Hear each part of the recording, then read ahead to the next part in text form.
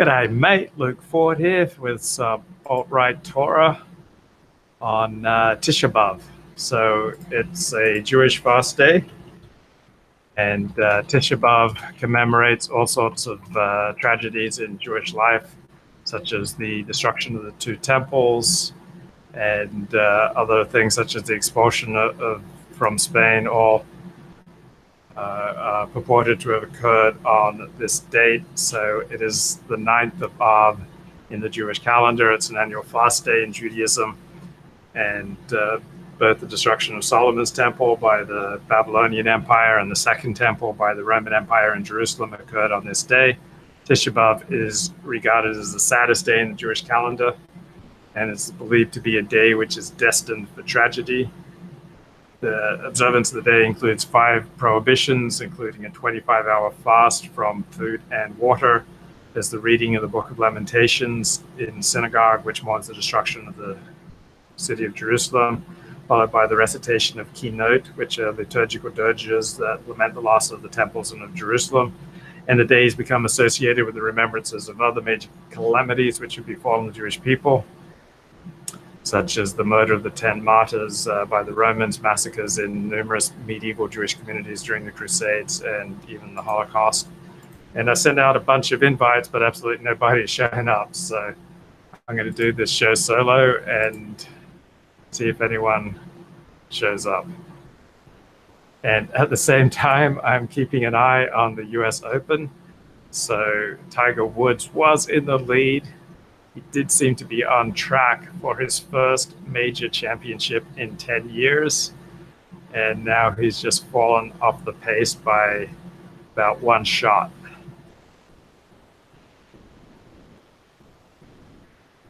So if anyone wants to join the show, as none of the people I invited have shown up, then send me an email at lukeisback@gmail.com. So what do you want to know about Tisha B'Av?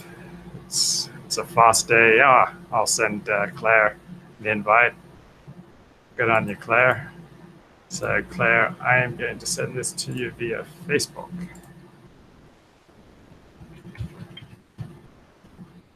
And the Torah portion for this week is Vaetchannan, which is the second Torah portion in the book of Deuteronomy, which is the 5th and final book of the Torah, or of the Pentateuch. And the book of Deuteronomy is Moses' farewell address to the people of Israel. And it reads like one long speech by Moshe. So a lot of good stuff in this week's Torah portion. A lot of good stuff in the observance of Tisha B'Av and its meaning. So as I was studying this week's Torah portion, which is Deuteronomy chapter 3, verse 23 to chapter 7, verse 11, I keep seeing many similarities between the Jews of the Torah and the Jews of today. There's a particular biting type of Jewish humor, which one sees in the Torah, and one also sees in so many Jews of today.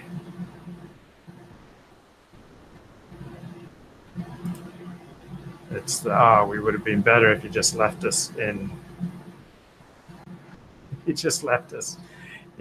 Egypt, where at least we had leaks. Okay, at least we had leaks in Egypt.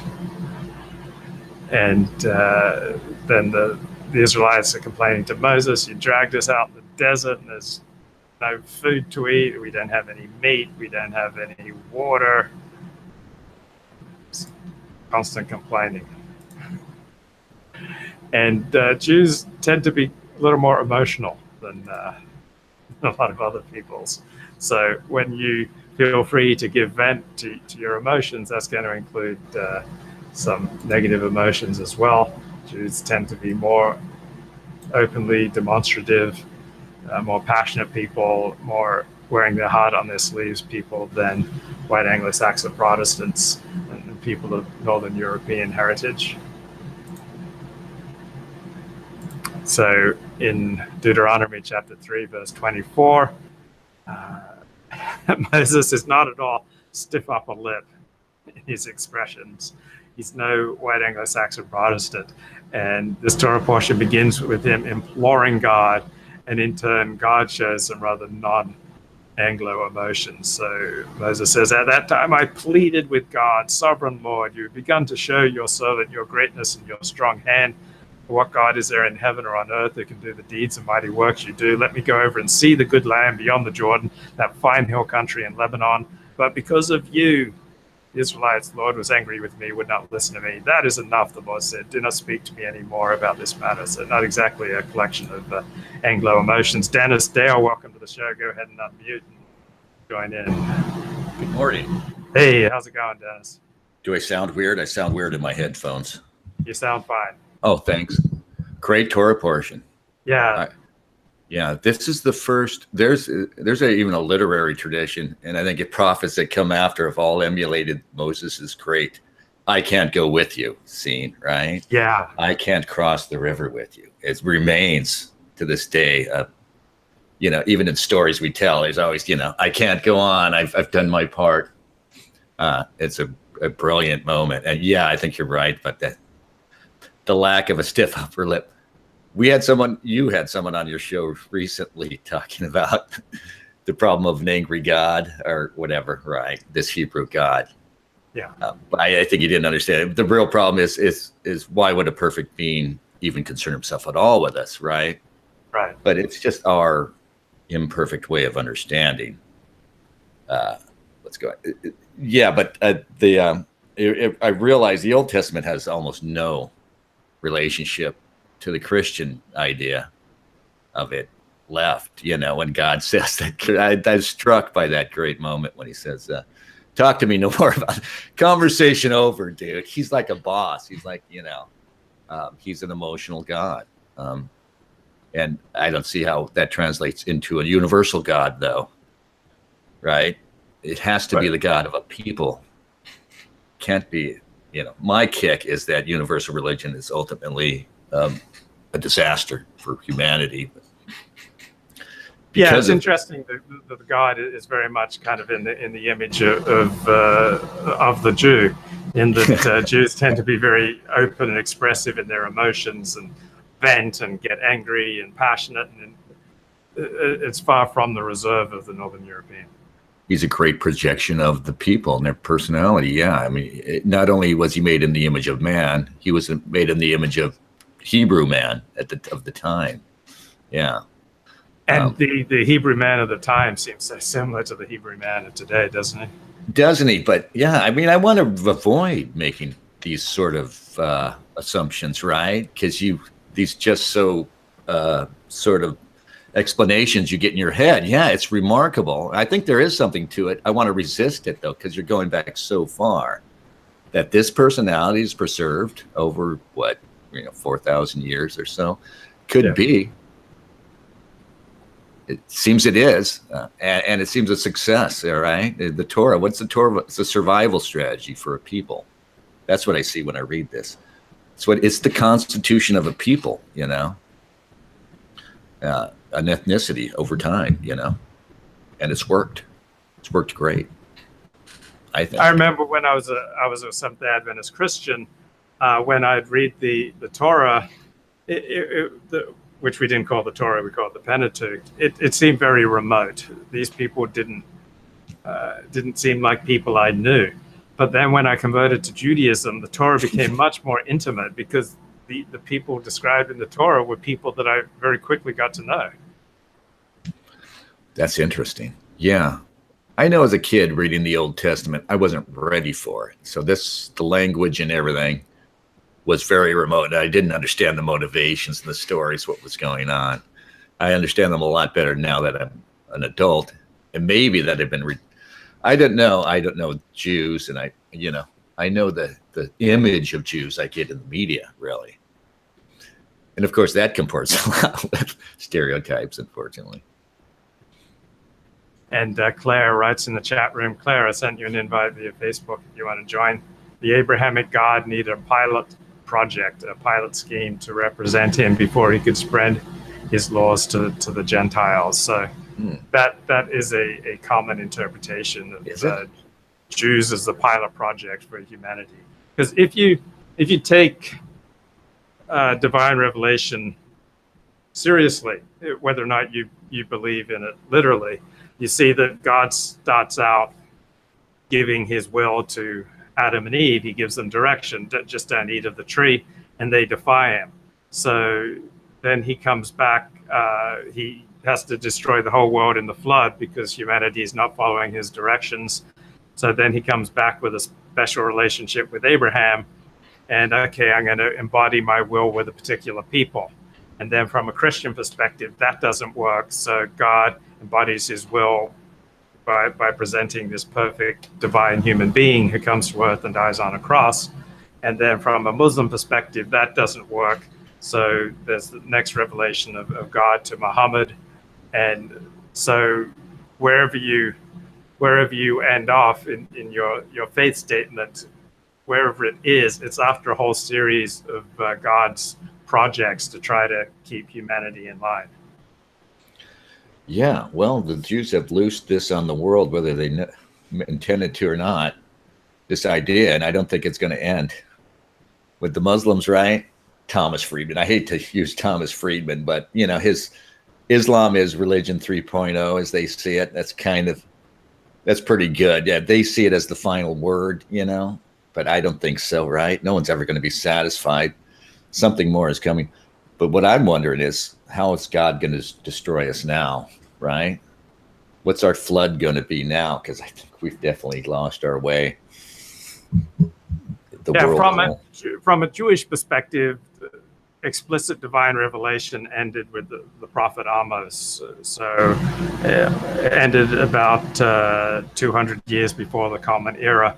And the Jewish understanding is that God said everything that he needed to say, essentially in the Bible, and now it's just up to live it. From a Christian perspective, of course, there's a new revelation, and from a Seventh-day Adventist perspective, there's a new revelation with Ellen G. White, who was the female founder of the Seventh-day Adventist Church. From the Mormon perspective, it's the divine revelation of the Book of Mormon. So, you know, whether or not you accept new revelations, of course, is a matter of faith. Don't the Catholics, though, as well say it's all done? Christian revelation is the last revelation. Like the Jews, they say there will be no more. Of course they will say that. I believe so. Claire, welcome to the show. Hello, everyone. This is a question to Dennis, saying we need more than Islam. But what is it that you need that is more than Islam, Dennis? Well, Islam is not much but a book of rules. We need, Western Europeans, for instance, we need a goal as a people we need to achieve. One of the things we did recently was we went to the moon, and it's kind of an absurd idea to put a man on the moon.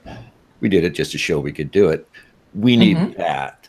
Islam does not make for that. Islam will destroy that because it's concerned with the rules. It's concerned with moral behavior. It's concerned with moral, personal behavior on the ground.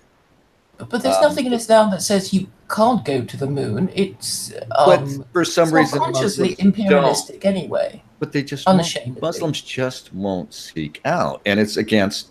And you see how it runs so much against. We were just talking about revelation, and Muslims can't have further revelation, not just religious revelation, but further scientific revelation that's going to trouble even more, you know, our old religious ideas about God.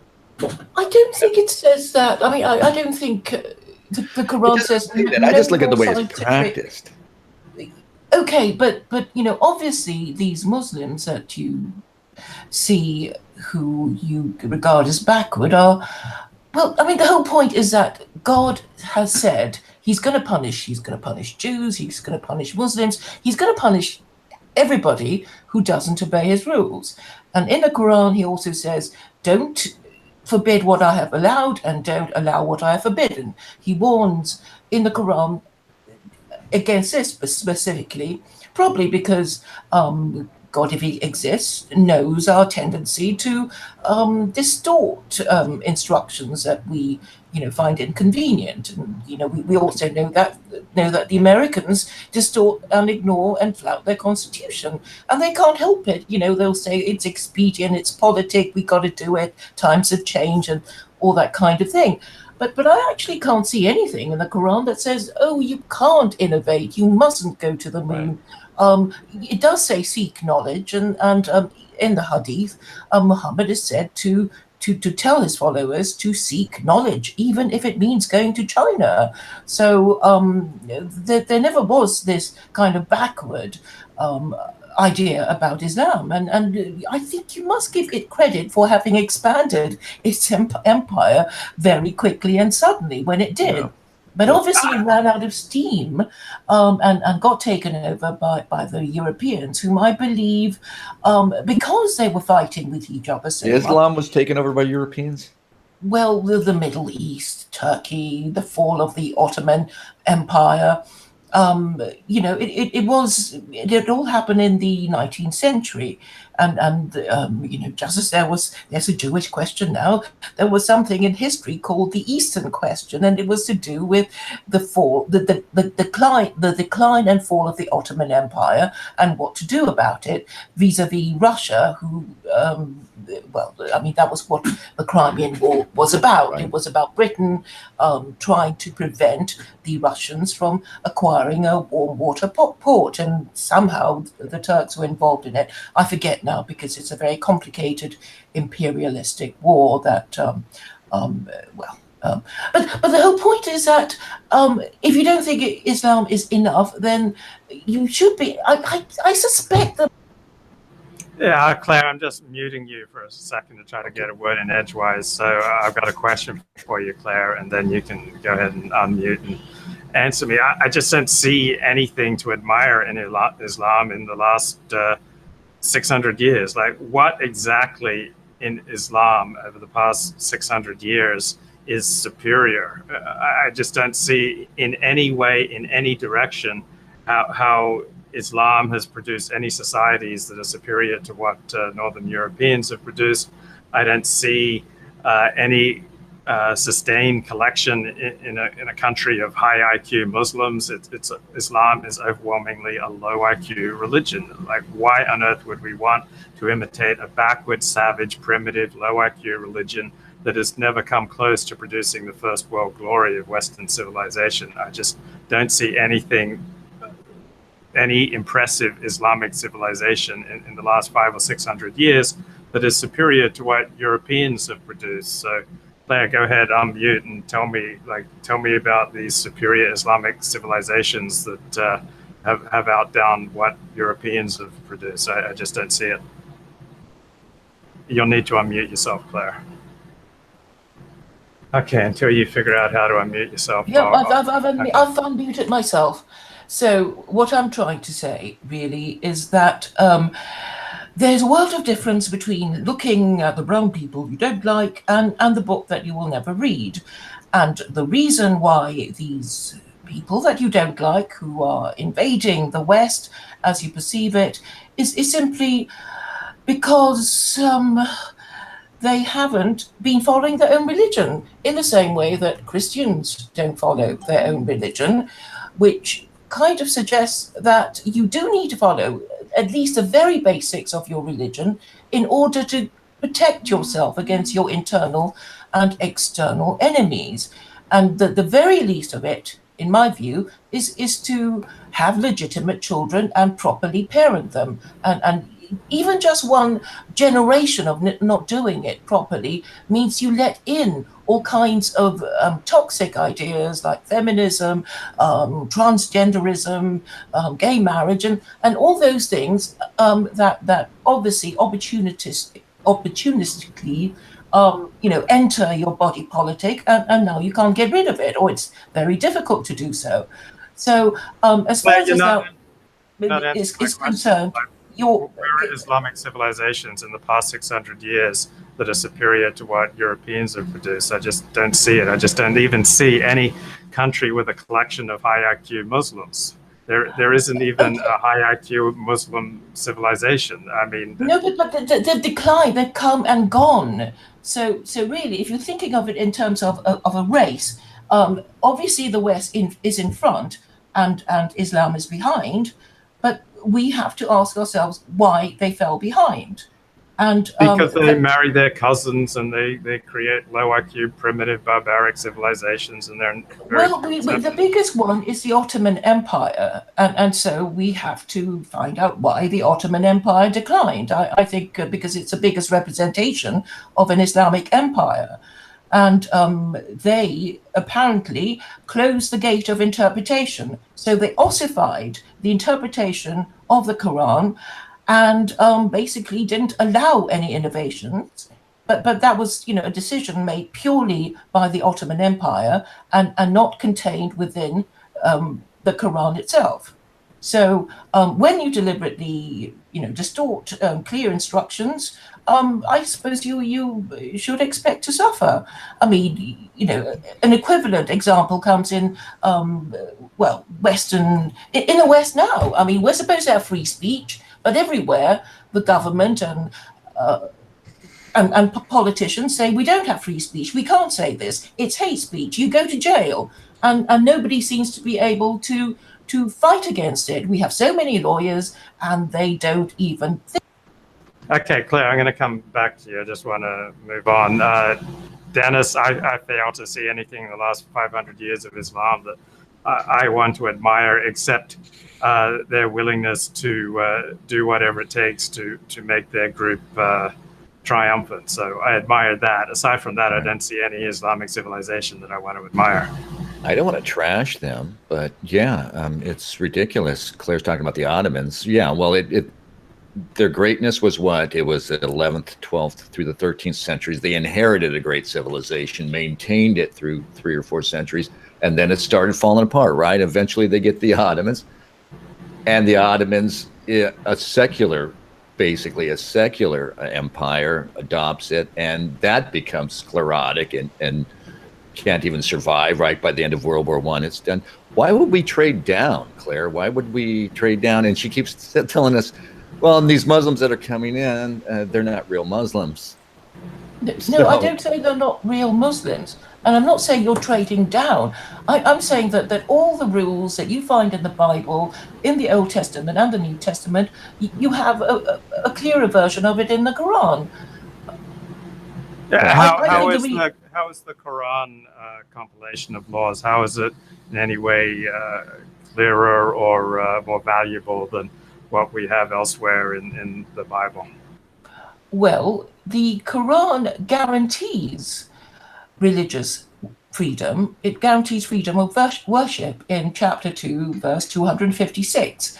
This is not something that Muslims tend to emphasize because they don't believe in it themselves. But there it is. It's in the book. And the other thing that it does that I find useful is that it does give us.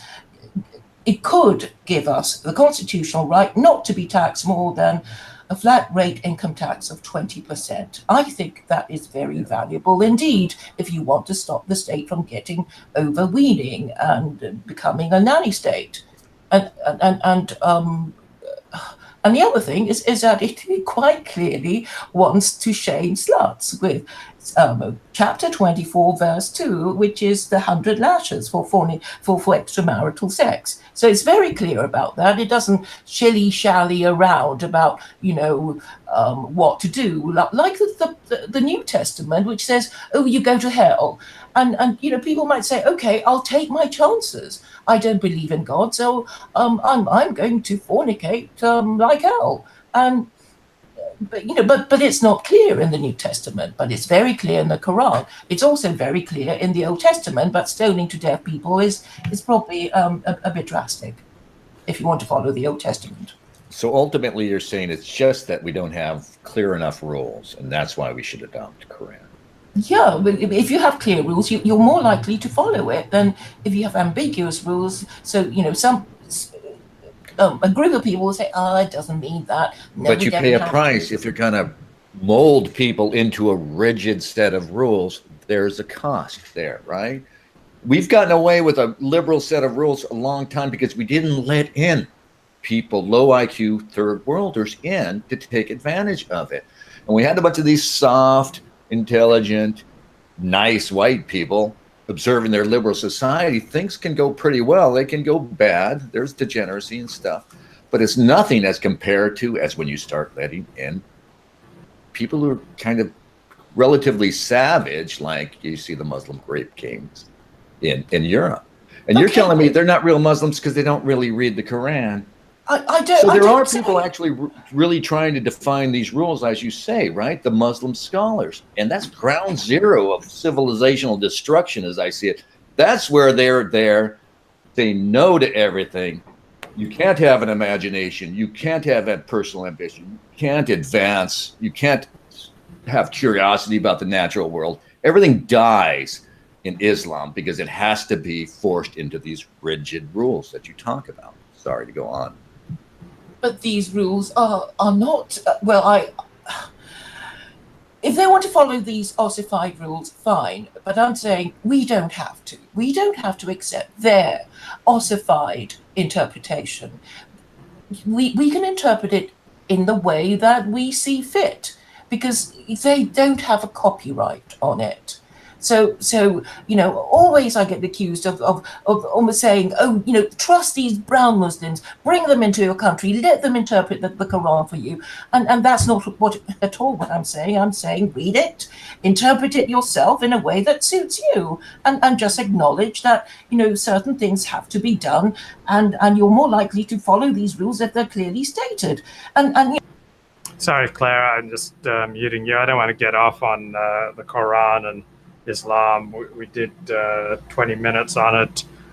Dennis, if you have something that you want to add on the Quran and Islam, mute. Otherwise, I want to get back to the weekly Torah portion. And Claire, you're free to unmute at any time and participate. I just don't want this show derailed any further on Islam. So I'm going to steer it in a new direction. And it's interesting, chapter 3 of Deuteronomy, Moses keeps telling the Jews, but because of you, the Lord was angry with me and would not listen to me. That is enough, the Lord said. Do not speak to me any more about this matter. So throughout the book, Moses would rather blame the Jews for his not getting into the promised land rather than introspecting, rather than saying, hey, maybe I had something to do with it. Or even like a real leader would say, yeah, it's my own fault that I'm not getting into the promised land because I defied God in these ways. I let God down in these ways. I let you down in these ways. You don't hear Moses talking about the ways he let down the Jews. You don't hear Moses talking about the ways he let down God. You just hear a very angry Moses blaming the Jews for his own problems. Not exactly the stuff of great leadership, Dennis. Yeah, these are the stories too that lend veracity to. You realize you're reading a real history in the book. These things happened in some form or other. It's too worldly. I don't know. I mean, I guess it speaks to the Jewish genius that you make this work, this huge book full of these very human stories, and there aren't a lot of outright heroes. Even Moses not being able to speak, right? Aaron has to speak for him. It's crazy. I grew up on Ten Commandments, and my image of Moses was that, as a kid. And then when you read this, you're astounded by just how human he was. And there's a saying, there's no fool like an old fool. But I notice, I don't know if you notice this, Dennis, but I notice that my brain now hates change. Like change is really hard for me. When I was 5 years old, I loved change. When I was 15, I loved change. At 25, 35, I was fine with change. At 52, my brain just hates change. It provokes anxiety. It provokes rage. It provokes despair. Like I have all these strongly negative reactions much of the time to any change, and having to grow and to learn stuff that is not in my in my bailiwick is like tremendously challenging for me. I don't know. Do you notice that your brain has come to hate change? Yeah, no, I'm resisting it now, right? And you're aware of it. You see it coming on, and you see yourself growing old, and you can see you're going to get to that point eventually where you want zero change. You're just habit. I've always been a guy who slid too easily into habit anyway, so I'm trying to resist. Yeah. But it's hard because we're not supposed to live this way, I guess. We're supposed to, at this point in our lives, not have to be adapting new things. We're supposed to be like, wise and old elders in our little groups who know everything. I don't know that. Sorry, it's a question. Can I ask my question? Of course. Yes. Oh, thank you. Is it true that men lose testosterone as they get older in the same way that women lose estrogen as they get older? Yes, I'm not sure. Of course. Okay, and so that would affect your mood changes as well. It's not a kind of personality change that comes, out of nowhere. The hormonal changes also affect people's mood as well. Would you say? Yes. Yeah, I'm much less aggressive. I'm less angry. I'm less horny. I'm less ambitious. I'm less flying off the handle. I mean, all the things that like high testosterone tends to make you angry, tends to make you highly sexual. It tends to make you aggressive. It tends to lead to confrontations. I've definitely noticed all of that diminishing. But that's good, isn't it? Yes, to not be so aggressive and sexual. Yeah. Yeah. Yeah, I'm thrilled to have my testosterone level at a lower, and I'm so thrilled that I have testosterone supplements in my top drawer, so I can take them whenever I want. But I just don't like the side effects. The side effects are I'm more prone to anger. I'm more prone to feeling horny. I'm more prone to flying off the handle. I'm more prone to being aggressive, and frankly, I can do without all those inclinations.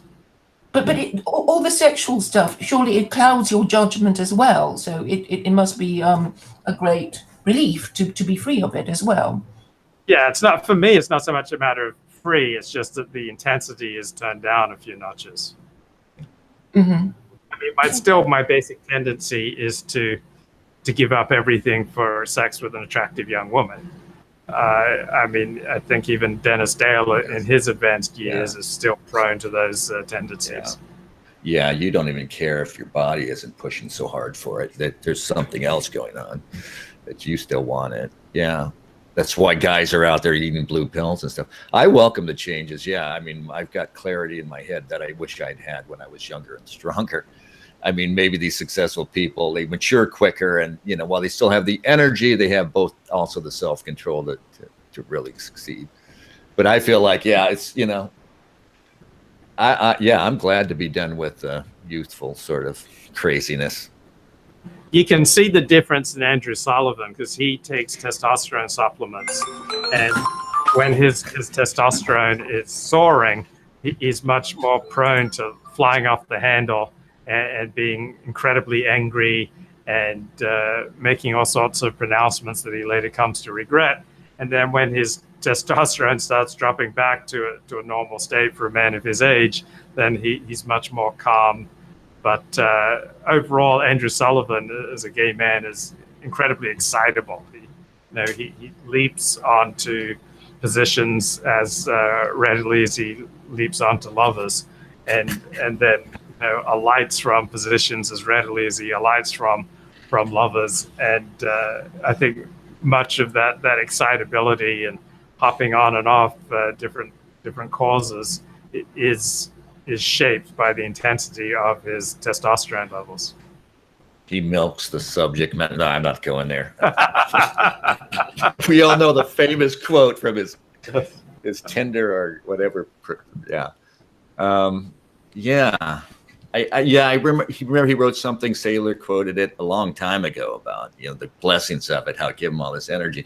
I remember being tempted. Yeah, maybe I should try that. Just get a dose. Well, I just can't bring myself to take anything really. So it just seems I've actually used testosterone supplements on and off since my early 20s. I had some low testosterone results when I first came down with chronic fatigue syndrome, and so I thought that low testosterone levels may be partly responsible for my exhaustion. And so at various times I've experimented with testosterone supplements from direct injections, which I did on and off for years. And they do something like I would gain about 20 pounds, much of it muscle. It would change the shape of my head. You can see this most dramatically looking at pictures of Barry Bonds, like before and after he started taking testosterone and other supplements. Like the shape of his head would change, his body dramatically changed. He used to be skinny, then he turned into a bodybuilder type. The other thing I noticed, you're much more liable to pull muscles when you're taking testosterone. So there were benefits. Like I felt an increase in aggression and drive and assertiveness, but I found that the downsides of these supplements were not worth the upsides. Interesting. I'd like to take some just for a weekend. Can I do that? Sure, but the results will last a little longer than that. But yeah, you could take a testosterone supplement. You will feel a boost. Like within a few hours, you will feel a boost. You'll be much more likely to have nocturnal emissions. You'll feel yourself more likely to get angry, and you'll feel more aggressive and more assertive and more ambitious. And then after a week or two, it will start to drop down again to normal. Also, the shape of your body will change from taking testosterone. You become more muscular. The shape of your head will become. I wonder who's eating it out there. Bet there are a lot of guys out there doing it. Yeah, because you get more muscular definition. I'm seeing more older guys out there buffed up now. Yeah, look at Jeff Bezos. Look at the difference of pictures of Jeff Bezos today compared to 30 years ago. Like today, he is chiseled. 30 years ago, he looked like a whip. He's got guns, yeah. Yeah, so you see a lot of that out there. But sorry. No, go ahead and make your point. I think I have seen a few with odd-shaped heads, too. That makes me wonder. Yeah, it definitely affects the shape of your head. It makes it larger and it kind of gets swollen. So people can kind of tell at a glance if they know you, and they're at all knowledgeable in these things, whether or not you're taking supplements. But I've been watching this terrific Netflix show called Last Chance U. It's about some godforsaken community college in Kansas. It takes all these first Division I football players who got kicked out of their Division I schools for various infractions. So here's a guy trying to teach these rebellious kids, giving them one last chance to turn it around. So a bunch of highly destructive, overwhelmingly black athletes pile into this small Kansas town and to play football. And I love American football. And so God, in the wake of watching this series, and I'm reading this Torah portion, God reminds me very much of a football coach, because football coaches of a certain stripe will listen, but overall they are alpha males. I remember once asking the coach of the San Francisco 49ers, Bill Walsh, if the pressure was getting to him after he started the season 2-2, and he says, well, I'd be happy to match our record over the past 4 years with anybody, because of course he'd won 2 Super Bowls in that stretch of time. And so when I hear God saying to Moses, do not continue to speak to me further about this matter, I'm sure it's a very common phrase said by NFL coaches, except perhaps in a more direct and more profane way. But NFL coaches or bosses, everyone's had a boss, and most bosses some of the time are open to feedback, but almost all bosses will have told you at some point, just do it. Okay? Just do it. No more questions. Just do what I said. And God's very much the boss in this Torah portion. So Deuteronomy chapter 4, verse 1, God says, "Now Israel, hear the decrees that I'm about to teach you. Follow them so that you may live and go in and take possession of the land the Lord your God is giving to you." So the whole purpose of Jewish law is to live, not to die, for the people to perpetuate itself, not that it should disappear, and to possess and maintain possession of a particular plot of land. Like, that's the purpose for a constitution, for a set of laws. And the United States Constitution, for example, is not an end in itself. It's not meant to be a death warrant. The purpose of the US Constitution is to help Americans and America live and not die, to retain its sovereignty and not to be overtaken by foreign peoples. And if a crisis requires amending or suspending parts of the Constitution to live, you do that. So the law, both in the Torah and the law as far as the United States Constitution, not an end in itself. The whole purpose of the law is to help you live and not die, for your people to perpetuate itself, and for people to take possession of a land, defend it, and to repel invaders. Well, we had our own constitution, didn't we? And it assumed that Christendom would protect it and allow us to maintain it. We needed a religious tradition, I think, in this country, the United States, to start out with.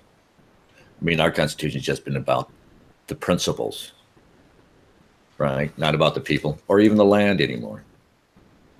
Yeah, that's like the modern discussion, that the principles of the Constitution. But the whole point of a Constitution is to protect a particular people in a particular land. It's not esoteric discussions about the philosophy and principles of the Constitution. That's not the end. To protect us and our posterity, ours said, but we don't have anything else. We had something outside of that, Christendom, basically, the Protestant faith that these men brought with them, that they assumed would remain and protect our mostly secular constitution. I wish we had our own, Talmudic tradition, to be honest. So, breaking news, Tiger Woods has birdied the 14th. He is back to 5 under par. He is just 2 shots out of the lead. He's on the 14th hole. So, Dennis Dale, wouldn't it be something if Tiger Woods wins his first major golf tournament in 10 years? I'm sure you are all a twitter and a flutter. I am, yeah. No, I mean, yeah, I'll root for him, just for no other reason. That I don't have anything against him, But yeah, are you into golf? I don't know anything about it. Mildly, moderately. I mean, I once talked a friend into watching, I think it was the US Open at Pebble Beach, the final round. And my friend could not imagine watching golf for 3 hours, but it was the most thrilling final round. Like, Jack Nicklaus was just birdieing hole after hole after hole. He was like shooting up to take the lead. And then on the 17th hole, Tom Watson, who was the leader, landed in a bunker. And he chipped out of the bunker, and the green was like sloping very dramatically down and past the cup. So there was like no way he was going to get out of this mess in less than 3 shots. But he chipped out of the bunker onto the green and rolled into the cup. It was thrilling 3 hours of golf. So yeah, generally speaking, I don't watch golf, but I am open to the drama of the human condition. I'm open to the drama of Tiger Woods' story. I mean, this is a man who dominated golf and then has just gone into complete meltdown over the past 10 years. That he would come back and win a major tournament, yeah, I would find that exciting. Yeah, I mean, when he went down, I'm sure a lot of people very gleefully enjoyed it. Some of them would be the same people that might have praised him for it. I just seeing a guy do that, I think, yeah, I'll root for him. And just if it pisses off, a bunch of people out there who kind of like to see his fall, the Schadenfreude. There should be a word for Schadenfreude. Schadenfreude. Yeah. But I could get that, man. Golf, it's an amazing game. I mean, when you get that tiny ball and you got to put it in the hole, right? 300 yards over. Yeah. Yeah, I get that. That's and I get why like ex-athletes are really into it, because it's such a skill, and the intense pressure. There might be no greater pressure on an athlete than that guy who's got to make that hard putt or something, with everything on the line. I can't think of a single moment in sports that's probably more hard. I think, probably easier to choke in that moment than anywhere else. I remember I had I used to play golf with a friend. We were both about 17, and he started off the day with a birdie, and I don't think either of us had ever gotten a birdie before or since. We weren't great golfers. It was a par 4. He hit his second shot over this massive tree, landed it on the green for about 10 feet from the cup, and then sunk the putt for a birdie. And so he was leading all the way, and I was slowly chipping away at his lead. And then we came down to the final hole. He had an 8-foot putt, and he had 2 putts. If he got it in 2 putts, he would win. And so I think he sent his first putt about 3 feet past the hole. So now he had to sink a 3-foot putt to beat me, and he just completely collapsed with these very short putts. And it's emblazoned in my memory, of course. I don't remember the times that I may have choked, but I clearly remember the time that my best friend choked. Have you played golf, Dennis? Not at all. No, I should take it up. I would like to try it, but I'd probably be awful at it. I'm no good at those precision, like throwing a ball with accuracy. Nah, I can't see that, probably be awful. It takes a lot of discipline. Have you played a lot? Or I fell in love with it in the summer of 8th grade for some reason before I ever played it. And I remember we were in Puerto Rico for a couple of weeks. My dad was preaching. I think it was the summer between 8th and 9th grade. And I think it was the first time that I got to walk around a golf course. And I just had a tennis ball. It was at night, and I'd just roll the tennis ball along the green into the cup. And eventually I bought some clubs, and I got some good advice. Some guy told me just take a 3-iron, a 9-iron, and a putter, and just learn those 3 clubs. And so I started doing that. Yeah, I played golf a lot in high school, and almost never since then. Frisbee golf is a thing here now. I played it. It's actually kind of fun. And they've got they've got a whole set of discs for distances. Seem kind of silly. Of course, I was a delinquent, so I know how to throw a Frisbee like a pro. So I played it a couple of times. It's actually a lot of fun. Okay, Norman Bates says in the chat room, "You are losing me, gents, and I'm the only one keeping this chat alive." Okay, all right. So let's feed us the subject, Norman. Let's get back to the Torah portion. Deuteronomy chapter 4, verses 3 and 4. Moses says, "You saw with your own eyes what the Lord did at Baal Peor." That's when God wiped out everyone who fornicated with the Midianite women. "The Lord your God destroyed from among you everyone who followed the Baal of Peor. But all of you who held fast to the Lord your God are still alive today." So it seems like gross public sexual sins are one of the things that God destroys people for. So widespread homosexuality was a major reason that God destroyed the world in the flood. For example, according to commentator Rashi, it was because they had legal same-sex marriage in that world, and God found that giving legal sanction to same-sex marriage was so repugnant that he just decided to destroy the whole world in the flood. Later, God destroys Sodom. God repeatedly destroys the Israelites for sexual sins. Dennis Dale, why is God so uptight about sexual sins? Because it ultimately leads to the destruction of humanity, right? He keeps telling us, and we're pressing it again. And I'm wondering, where is the retribution going to come now, right? I don't see how it comes, but you think it must come somehow. We'll destroy ourselves. If there's no God out there to do it for us, we'll do it. Yeah, I mean, look what's happening now. It's so astounding. Again, I try not to read too much into stuff, but I read the Torah, and it's prophetic, right? We're in this time now, this Kali Yuga, sexual degeneracy. We were being warned. The Hebrews, at least, were being warned. The Jews were warned, and we've been warned. And we're just going to press it. It just seems man's inevitably going to do what we're doing now is basically cursing God. You know what I mean? We're just cursing nature. We're, because all of this stuff is up against nature.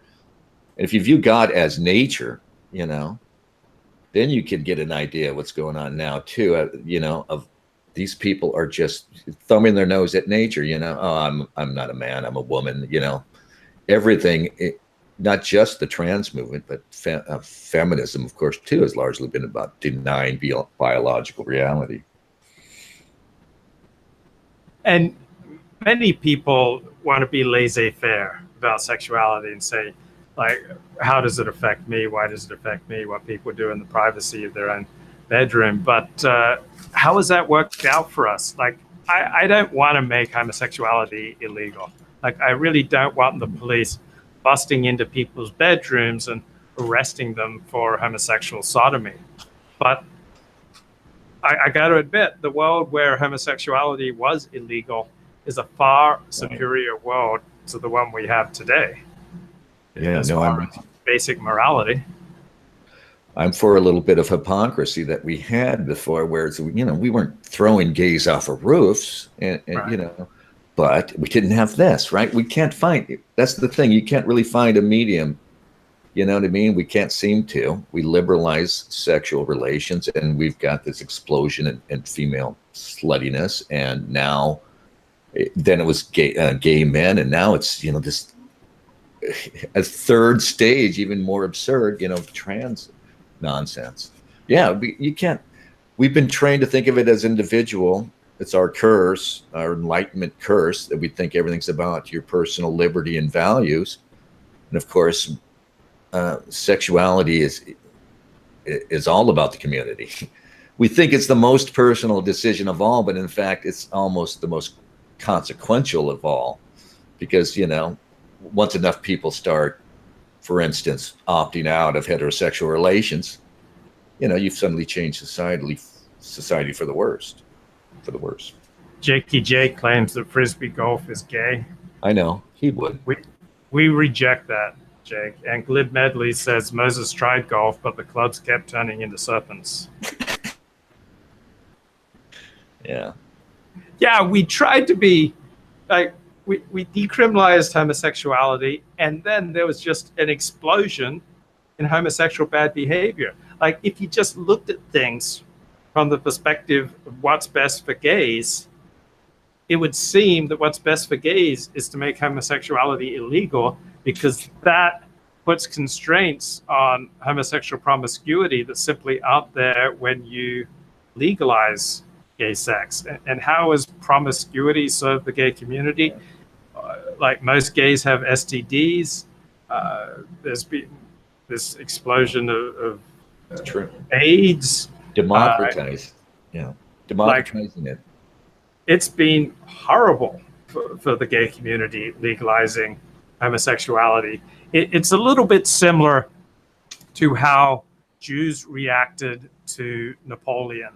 So modern Jews said, yay, Napoleon will let us out of our ghettos and allow us to become a part of modern society, become citizens of Gentile countries, and to participate more fully without discrimination. Traditional rabbi says this is horrible because, yeah, all those things will happen, but then Jews will assimilate, they'll abandon the Torah, and they will push, communism and radical stuff that will be hugely destructive to both Jews and Gentiles. So on the face of it, it would seem that removing legal impediments to Jews participating fully in society would be a wonderful thing for Jews, but it hasn't necessarily worked out that way. And similarly, removing the criminalization of homosexuality has just been a disaster by and large for the gay community, because it's allowed them to act on their worst instincts, just as removing all impediments from Jews participating in society has allowed for this massive explosion of Jewish money, Jewish activism, Jewish energy into promoting suicidal left-wing policies. Yeah, I agree. But the people who the gay leadership now doesn't really care about individual misery out there. He sees this growing community, growing ever stronger community, this new identity of gays that he leads, and he doesn't care that there's more and more misery among them. And their numbers are growing. It's like gays are like a nation now, like a diaspora, global diaspora, right? It's kind of forming into one. I mean, you could say that it's been bad for Jews, but I see Jewish history of the last couple hundred years as being, the culmination. If I was Jewish, I would be thinking, this is all destiny, that we had to go through the Holocaust so Israel could be born and we could return to the land. It's astounding to me. I don't think we appreciate it. When I go back and read about when Israel was established, I'm astounded that there were still Jews who were resistant to it, or Jews who weren't that moved by it, apparently, right? And it wasn't a big deal maybe until around 1967 when the war came and Israel was under real threat. But to anybody living in the time, you'd have to be thinking, this is biblical stuff going on in my time. I can't see how it is anything else. Even an atheist like me has to wonder, if there's God and there's a history and he favors these people. The purpose of Jewish law is to look wise in the eyes of the non-Jews. So Deuteronomy chapter 4, verse 5, see, I have taught you decrees and laws as the Lord my God commanded me, so that you may follow them in the land you are entering to take possession of it. Observe them carefully, for this will show your wisdom and understanding to the nations who will hear about all these decrees and say, surely this great nation is a wise and understanding people. What other nation is so great as to have their gods near them, the way the Lord our God is near us whenever we pray to him? What other nation is so great as to have such righteous decrees and laws as this body of laws I'm setting before you today? Somehow I don't feel that this is the primary reaction of non-Jews to Jews today. I don't think their primary reaction is, wow, this is a great nation full of wise and understanding people with awesome laws. Instead, I think the primary reaction is, this is a tricky people. This is a people who pursued their own interests frequently at the expense of other people's. There's a lot of dishonesty in the way they do business. Why are they pushing feminism? Why are they so prominent behind the pornography and rap industries and destructive things like Hollywood and left-wing activism? Somehow this vision of the Jewish people is not really operating in the world today. I have to take a break. Claire, I encourage you to unmute, and I'll leave it in Dennis and Claire's hands for a minute. I would note at least that here in America and in the West, Jews are regarded higher than ever, and Jews have successfully argued themselves in. I remember reading this passage that Luke just quoted and was struck, thinking about, this is still the mission for secular Jews. This is still what they want the world to see. Israel as a light, as a light of enlightenment now. So it continues. Right, Claire? But I don't know that Jews are viewed unfavorably where, in the Mideast because of the conflict with Israel and the Arab states. I'm not sure it's entirely true. Jews are in a better spot now, I think, than they've been ever. At the same time, because that spot involves a more powerful and influential position there's all the peril that comes with that. Jews are now powerful globally. They're assuming something like an imperial sort of status, this weird way. And that's going to bring more and more, I think, anti-Semitism. There's going to be conflict. But you'll note also that where there should be supposedly anti-Semitism in the West and problems for Jews, Eastern Europe, places like Poland and Hungary now that are resisting the globo homo pause.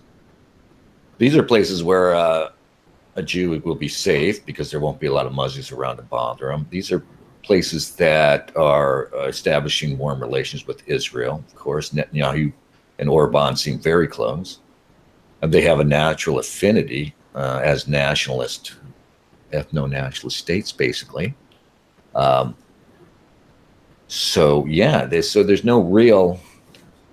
I think Israel's in a good spot. The people who aren't in a good spot are us here in America, and that includes U.S. Jews. Whatever you think about what U.S. Jews have done to get us here, they remain threatened as much by the pause that they've been so instrumental and so successful in pushing, as much as anyone else. Right? Press 1 for yoga pants. Day 5. What is Manic's handle now, Paul Bunyan? Luke is changing into the yoga pants now, guys. So be careful what you wish for, but you will get those. I think he's stuffing a sock down the front of them right now. You don't need proof of circumcision. You may get it, Paul. You may get it. I'm wearing yoga pants here, but I'm not wearing pants at all. It's 80 degrees here. All right. So anyway, look, I have taught you statutes and laws as the Eternal, my God, commanded me, for you to do them within the land which you are entering to take possession of.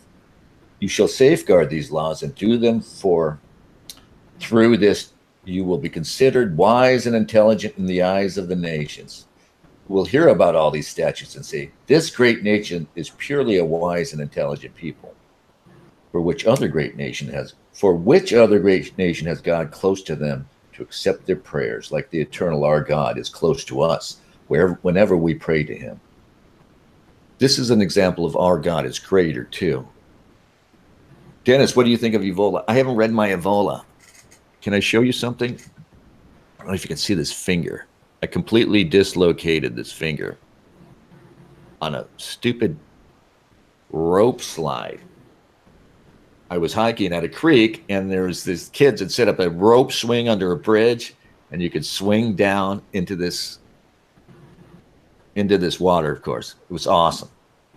And so I did it, and I tried to do something weird. Anyway, I ended up sliding down this rope, and I hit a knot in the rope. There are these knots where you grip the rope, and I slid down, and I slid right through like 3 of these stupid knots. Both ring fingers somehow become dislocated. This one was like popped out, and I was like moving it around. It's still kind of out. I don't know if you can see that. And it was all purple. Like there's a little band left here. It was all purple. So I've been out of it for that was like what, Monday. So I've been pretty much out of it. Unable to do anything really. Even self-abuse is not available to me at this point. Sorry if you heard that, Claire.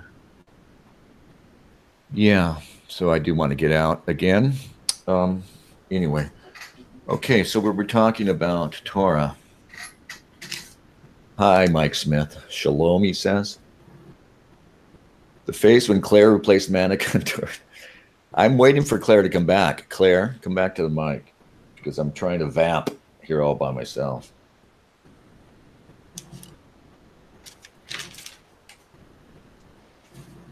We're talking about the gays, right? Luke says, this is an interesting question. Is sexual gay liberation bad for gays or good for gays? I think it's depends on how you look at it, right? There are leaders, like I said. Dennis, bring the degeneracy to a panel without Luke. Obviously, these people who are pushing this pro-globo homo agenda don't really care that there are all these people out there suffering. Obviously, these people who are pushing trans, think of the trans movement, and think of how enthusiastically everybody's jumped on it. And think of how much misery it is producing almost out of nothing, really. Because like I said, I'm around Portland downtown, so I see lots of sort of the worst sort of this stuff. And I'm convinced that it's become a trend, that there are confused young men now who are just adopting it because it's out there, this great big movement. Of course they are. How would they not be, right? So what you realize what is happening is they've created this whole thing, this whole means by a means by which people can express their psychological dysfunction. It's a bizarre situation. They're creating misery. I mean, these people, what these guys really need is for a totally more controlled, less sexually liberated society where they don't have to cast about for identity. They can just relax. Anyway, they're in this. They're already crazy. Here comes the trans movement, just sucks them up. And it's going to just spit them out when it's done with them, too. And it's doing it right now. Well, obviously, we all know the answer to that question, Brundle. Jake's mom is fasting today. All right. Anyway, here comes Luke Ford again, back from the brink. Well, Luke, everything got totally out of hand while you were gone. But oh no! Yeah. What happened? Nothing. I've been sitting here flailing away. Claire's gone, and It's gone. Brundle's asking inappropriate questions in chat. Oh man. Okay, back to this week's Torah portion, and the idea that the purpose of the divine revelation was to make Jews look good in front of others. This reminds me of why I don't mind public discussions of the JQ. Of course, I prefer discussions that are accurate and fair to discussions that are false and distorted. But I think it's smart for all groups to be asked, are you making the wider society better? So Jews benefit from accurate criticism. Blacks benefit from accurate criticism. WASPs benefit from accurate criticism. Catholics benefit from accurate criticism. So that's why I'm all for open discussion of the Jewish question, the Black question, the Muslim question, the Catholic question, the Irish question. We see in this week's Torah portion the purpose of the divine revelation, the purpose of the Torah is to make Jews look wise and great to non-Jews. And if Jews are practicing the Torah or practicing their way of life in a way that doesn't do this, then that's not what the system is designed for. And so it's a call to return to a way of life that makes you a blessing to those around you rather than a curse. Because if any minority consistently becomes a curse to the majority, all they're doing is creating rational incentives for the majority to get rid of them. And so it's better to discuss the JQ than to start sticking people into gas chambers. Is it always better to discuss everything? Yeah. Because I think obviously people in power always come to the conclusion that there's a lot of things that should not be discussed. It's inevitable that, even in our own relatively freer times, you couldn't say whatever you wanted. There was a great deal of, if not legal, at least customary restrictions on what was said. Certain things weren't spoken about. I worry that we don't have the capacity anymore. You say minority groups need to be able to be criticized, but now we fetishize minority status, and it's almost a given that minority groups in the West, can't be wrong, in a sense. Yeah, and that, I mean, it just doesn't work. It doesn't. increases anger, and there's just going to be a reaction. So the reaction probably won't be moderate and proportionate. The reactions are usually pretty strong. Like reactions are like what the Nazis did after the Weimar Republic. So right now we're living in Weimar America. The reaction could be pretty stiff. Right now, only the left wing is just Antifa is creating massive violence, disruption, people getting fired, people are getting kicked out of restaurants simply for being part of the Trump administration. At some point, the right wing is going to say that's enough, and they're going to respond, and I doubt it will be proportionate.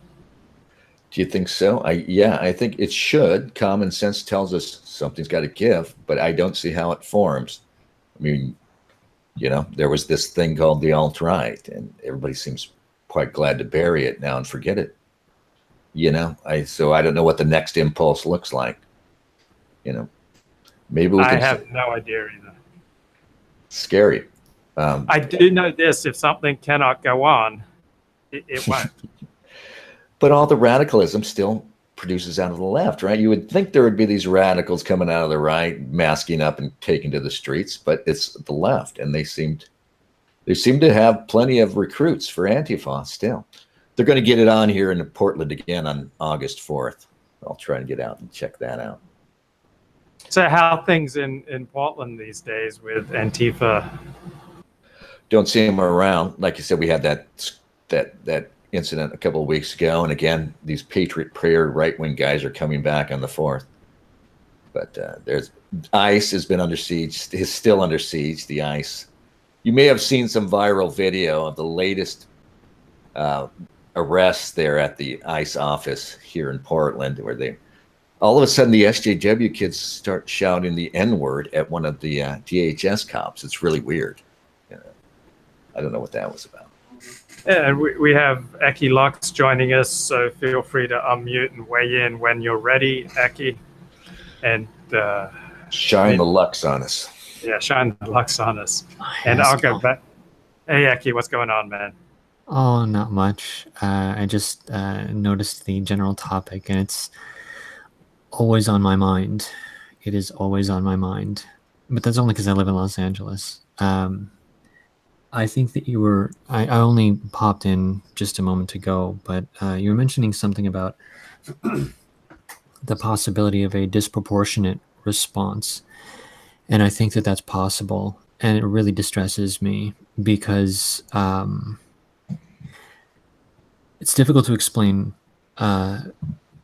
when you attack someone for long enough and a person is very reserved in their conduct, there almost seems to be a disproportionate response. There's a concept that I noticed with certain Anglo types where they tend to be a very honor-based and dignified based in terms of their mentality. And if you disrupt their sense of dignity, they will act out in ways that seem very, very bizarre, because you're not actually physically attacking them. You're attacking their sense of pride and honor and dignity. And that seems to be much more important. And that's kind of what I feel like may end up happening. And I don't like it. Yeah. And Eki, you've been very busy the past 2 weeks. What's been going on with your channel?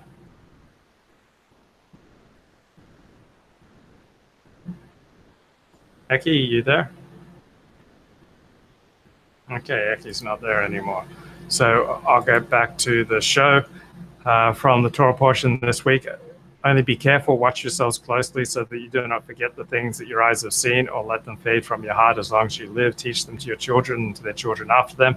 Remember the day you stood before the Lord your God at Horeb, when he said to me, assemble the people before me to hear my words, so that they may learn to revere me as long as they live in the land, and may teach them to their children. And it's natural to forget things that are inconvenient. So people don't generally want to remember restrictions on their choices, restrictions on their sexual choices in particular. And so the Torah saying over and over and over again, first of all, be careful rather than vague. Okay. Vagueness is a way to check out from unpleasant parts of reality. Watch yourselves closely. So monitor your own behavior rather than simply monitoring other people's behavior. And do not forget the things that you have seen and heard. Teach them to your children and to their children after them. And it's just human nature to want to forget things that are inconvenient. You'll notice that when people make mistakes with finances, with paying bills, they inevitably tend to make mistakes that benefit them. So when you see a person who is always making mistakes, but mistakes that benefit them, you're dealing with a crook. And when it comes to, say, David Irving, whenever he's distorting the historical record, it's always to make the Nazis look good and to make the Jews look bad. And like we all err, but when someone has a consistent track record in a particular direction, it just makes you distrust them. So I like this advice. Be careful, monitor yourselves. Be careful, monitor yourselves. Do not forget, teach these things to your children. And this seems to be very practical advice that's very in tune with the way human nature works, because human nature is to forget the things that we want to forget. I had this girlfriend, she had this very annoying habit. Whenever I said something that she didn't want to hear, she would just ignore it. Coming back to the whole erring on the side of pro-Nazi thing, there's a peculiarity that I noticed a little while ago, which is that a lot of people that go through some kind of a paradigm shift, they frequently say, oh, okay, well, I was wrong about this one thing, therefore I might be wrong about everything, which is a fairly healthy mentality when you stop and think about it, because then it allows you to learn new things, see things through a new lens. It's good.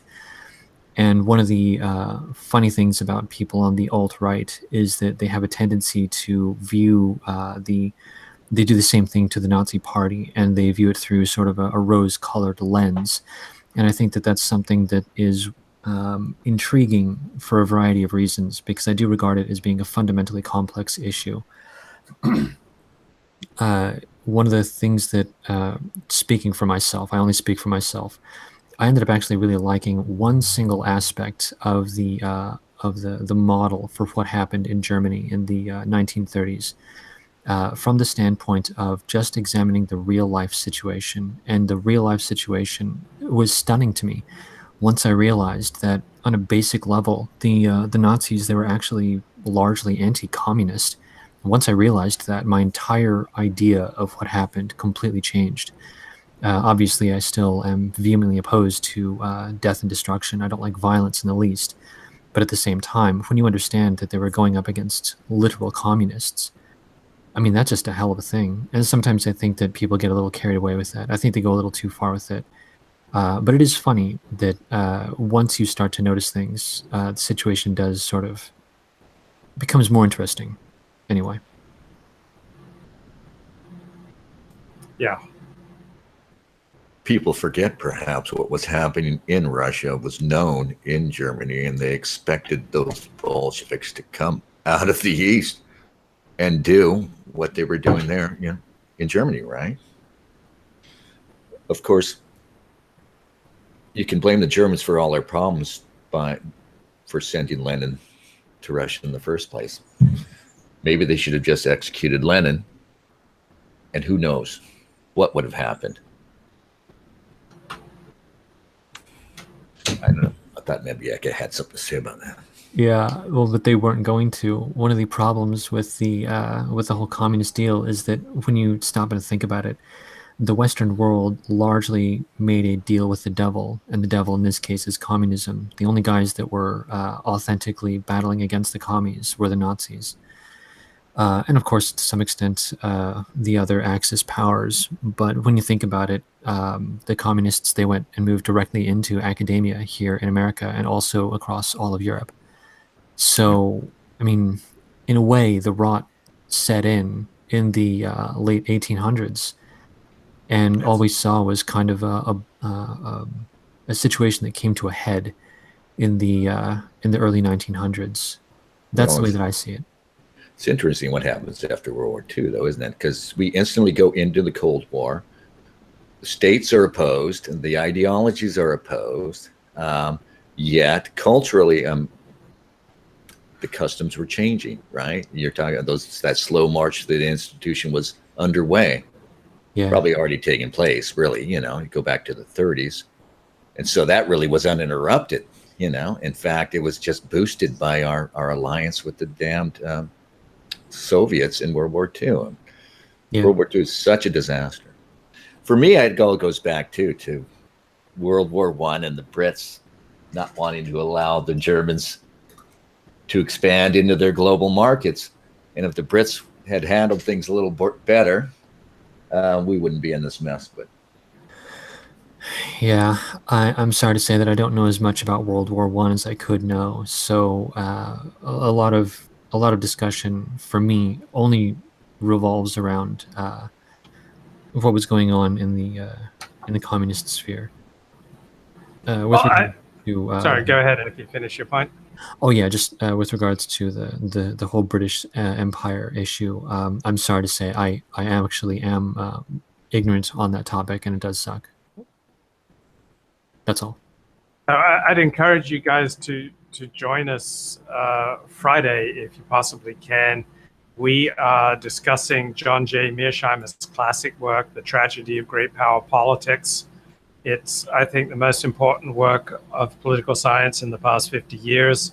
And there's some real talk in there about what happened in World War I, World War II, what was driving those conflicts, and what leads to these wars. And let me just I can email the book to anyone. Let me just read a little bit from Mearsheimer, The Tragedy of Great Power Politics. Germany's aggressive foreign policy behavior was driven mainly by strategic calculations. Security was always a burning issue for Germany because of geography. It is located in the center of Europe, with few natural defensive barriers on either its eastern or its western flank, which makes it vulnerable to invasion. Consequently, German leaders were always on the lookout for opportunities to gain power and enhance the prospects for their country's survival. This is not to deny that other factors influenced German foreign policy. Consider, for example, German behavior under its two most famous leaders, Otto von Bismarck and Adolf Hitler. Although Bismarck is usually considered an artful practitioner of realpolitik, he was motivated by nationalism as well as security concerns when he started and won wars in 1864, 1866, and 1870. Specifically, he not only sought to expand Prussia's borders, and make it more secure, but also was determined to create a unified German state. There is no doubt that Hitler's aggression was motivated in good part by a deep-seated racist ideology. Nevertheless, straightforward power calculations were central to Hitler's thinking about international politics. Since 1945, scholars have debated how much continuity links the Nazis and their predecessors. In the foreign policy realm, however, there is widespread agreement that Hitler did not represent a sharp break with the past, but instead thought and behaved like German leaders before him. David Kallio puts the point well. In foreign policy, the similarity between Imperial and Nazi Germany is manifest. Hitler shared the same geopolitical analysis, the same certainty about conflict among nations, the same craving and rationale for hegemony over Europe.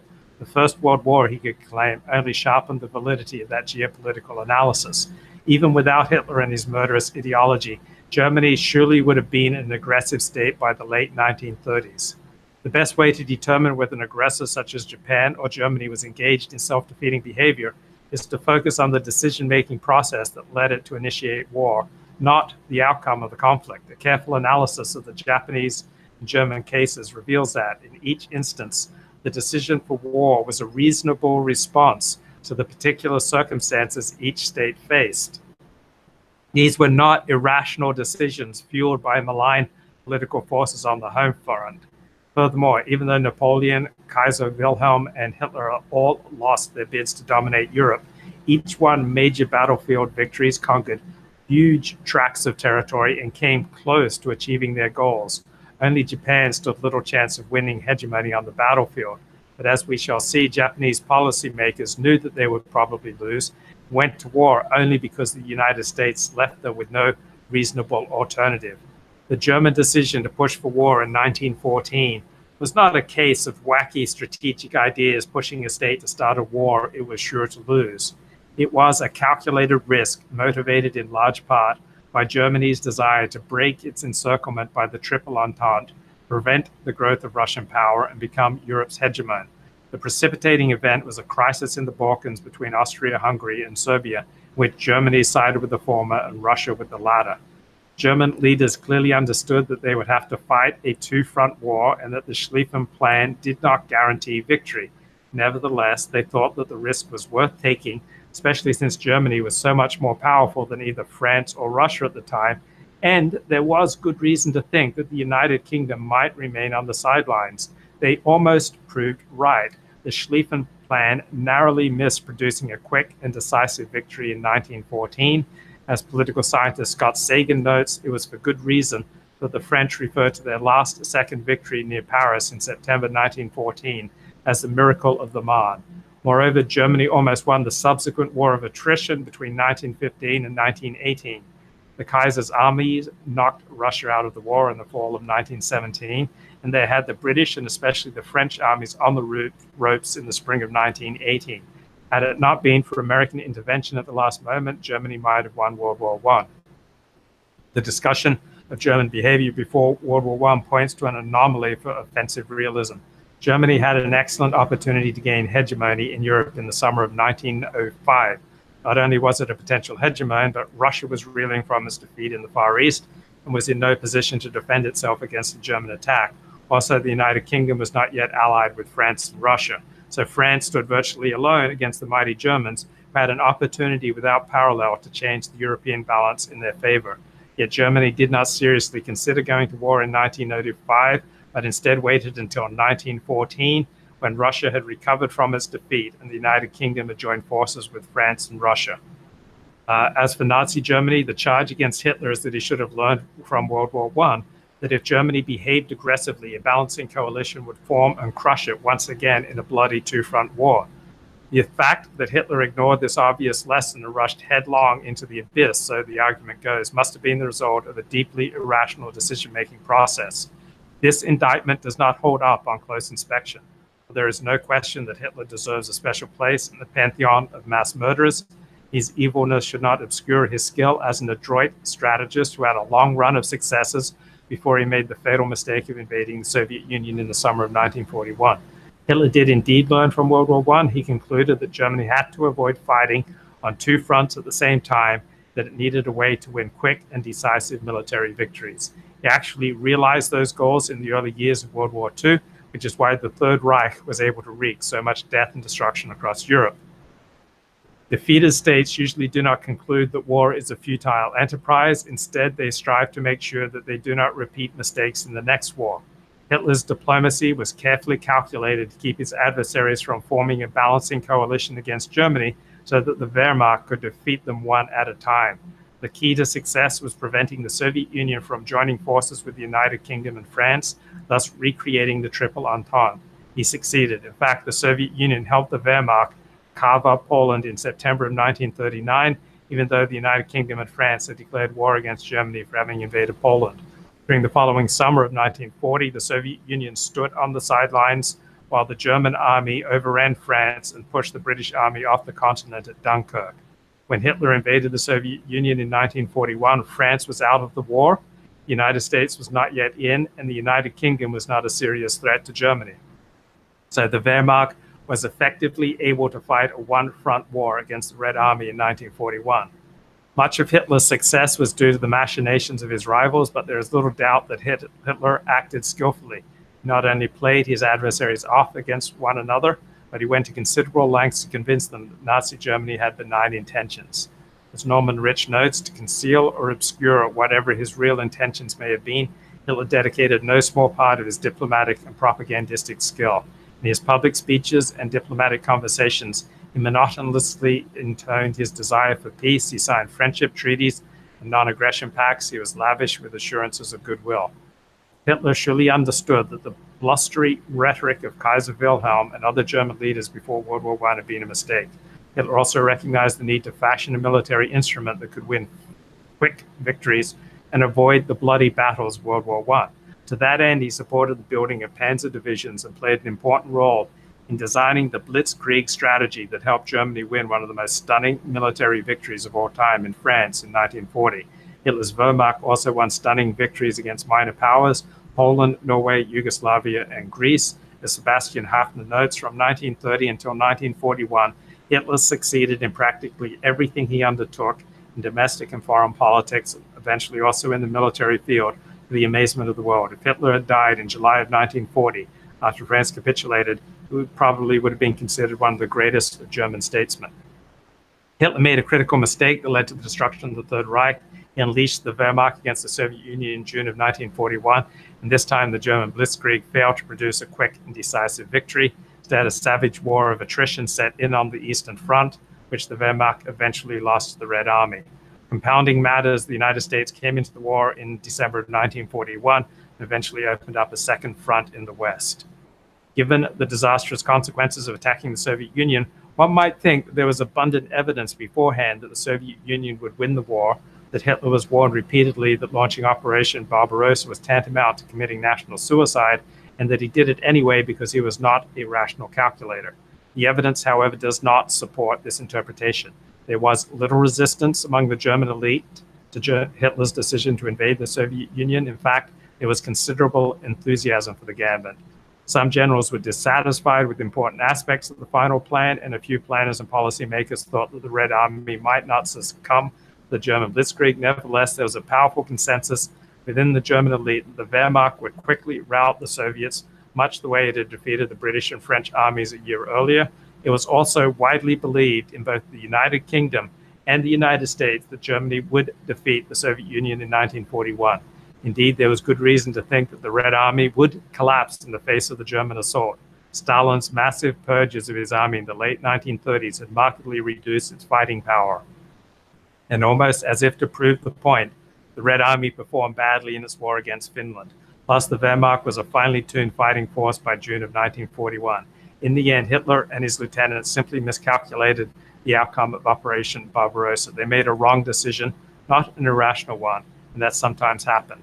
Final point about Germany's two failed attempts at hegemony. Hafner wrote during the Cold War of the wide belief that it was a mistake from the very start for Germany to have attempted to dominate Europe. He emphasized how members of the younger generation in what was then West Germany often stare at their fathers and grandfathers as though they were lunatics ever to have set themselves such a goal. He notes, however, it should be remembered that the majority of those fathers and grandfathers, the generation of the First and Second World War, regarded the goal as reasonable and attainable. They were inspired by it and not infrequently died for it. The end. That's remarkable. Yeah. No, it makes perfect sense too. I don't know. People usually think that if you lose, that means that you're irrationally calculating your war plan, but it doesn't necessarily mean that at all. Well, now we overstate his obsession with the Jews. I don't want to understate it, but now we talk about it as if this was the impetus for everything. Yeah, His anti-Semitism. I don't buy that. Sorry, Yeki.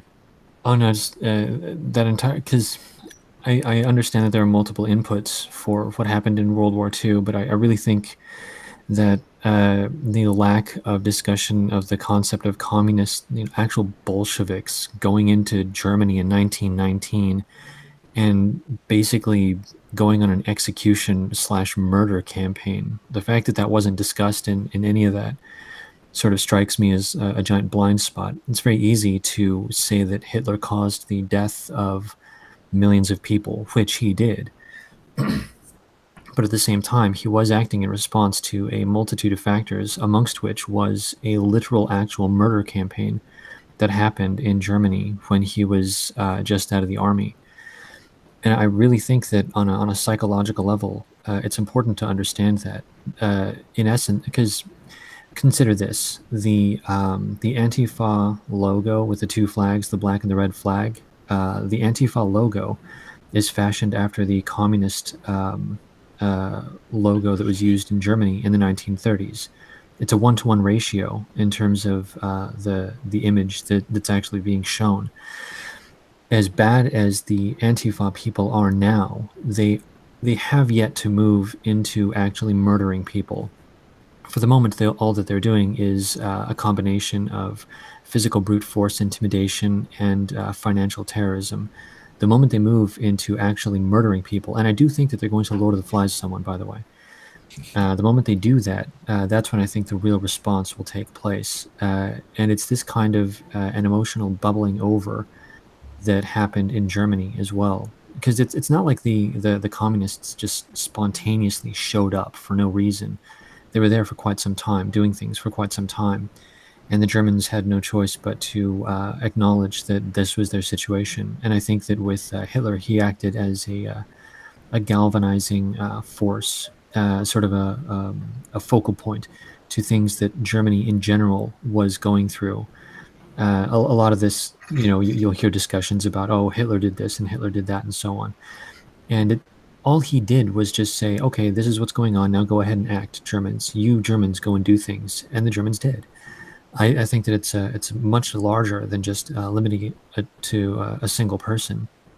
So I view the entire situation. I view the text that Luke Ford read as being kind of elucidating, as long as you intentionally omit the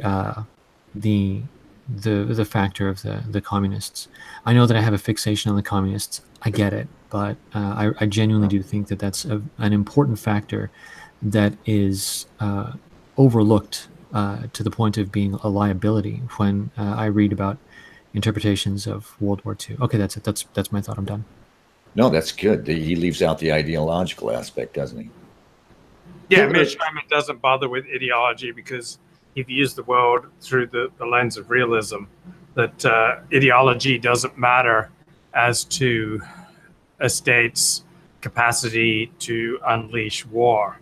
And so your neighbor's capacity to unleash war determines the strategies that you have to take to defend yourself. And so he says that Mearsheimer notes there's just no connection between a state's ideology and political organization, and whether or not it's going to act in its self-interest. Of course, states, generally speaking, act in their self-interest. Frequently, that means conquering neighboring states, and you can't expect a state to abstain from acting in its self-interest just because it's a liberal democracy, or just because it's a fascist state, or just because it's a communist state. All states are operating under the same realistic laws that there's no ultimate authority that you can call upon, and that nations wax and wane, expand or get conquered according to the natural laws of power. Often ideology is a front for something else too. Hitler came from Linz, and he hated the Slavs because he was from this sort of border region where he saw the problems between Germans and Slavs up close, and he came to dislike them. And he associated the Bolsheviks with the Slavs, the Russians, the hated, and the Jews, of course. And that was a big part of it for him. I don't think Mearsheimer, ideology is important, but I mean, that's a powerful passage in that it shows us everything that they actually did historically makes perfect sense from an imperial point of view. And yeah, I mean, Germany was going to want to expand. When Bismarck cobbled that thing together, 1870, he all of a sudden put together maybe the greatest concentration of energy, human capacity in the world at the time, and all those millions of industrious and ambitious Germans there wanting to expand. And I think the ideology comes after. Not that it's meaningless, but and it's not so much that Germany would want to expand, it's that it either had to expand or it was going to be vulnerable to being taken over. Stalin was planning to invade Western Europe. Stalin was planning to invade Germany, take over Western Europe. And it was only because his army was such a mess that he didn't initiate an attack on Germany before Germany unleashed an attack on him. So Germany is surrounded by historically hostile powers of France and Russia, and Germany has no natural defensible borders. So in that situation, Germany either had to go for the gusto to take on dominance of Europe, or it was just laying itself wide open to someone else overcoming Germany. If Soviet Union had planned and executed an invasion of Germany and Western Europe, they might most likely would have won. They would have just overwhelmed Germany. And so you can't just sit back at times in life and hope other people will do the quote unquote right thing when incentives for other actors are to run you over. Hitler had a point. He said he was defending Europe from the Bolsheviks, wasn't he? Who else was? And it speaks to this idea of power politics overwhelming everything else, in that we all sided with the Soviets when it came time to keep the German monster down. We sided with the Reds. Ideology didn't really mean anything. What meant something was that we were siding. I think back then we were siding with our Anglo cousins against the Germans. That was the ultimate thing. I know the Jews here were very powerful, but it didn't originate. We didn't talk a lot about the anti-Semitism early on with Hitler or Mussolini or those other guys.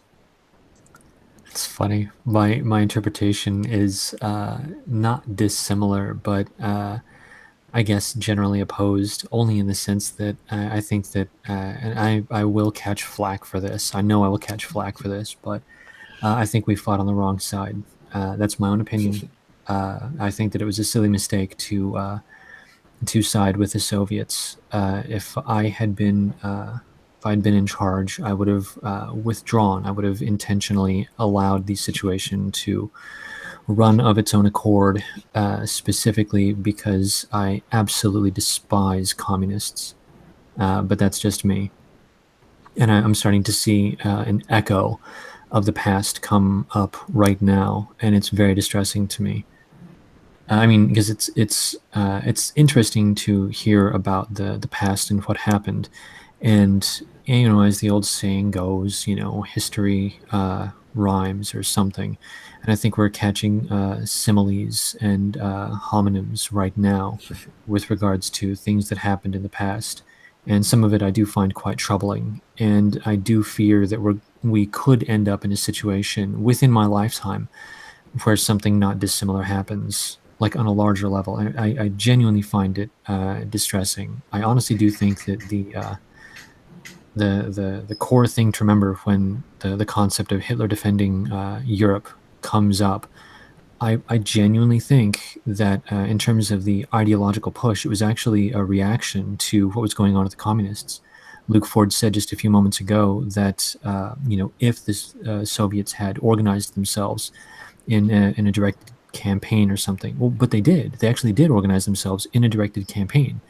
And it's based on the idea that if they initiated a worker revolt, a proletariat uprising, then everyone would go up against the bourgeoisie and just kill them all. That's exactly what the Bolsheviks did when they went into Europe. That's exactly what they did when they went into Berlin on their murder campaign in 1919. They were gambling that the other Germans would say, "Oh wow, look, we're all, you know, killing the merchants and the business owners and the other people like this, the higher status individuals. Let's also go join in this giant murder campaign, and then overthrow the whole thing, and then we'll all institute worldwide communism, hold hands or whatever."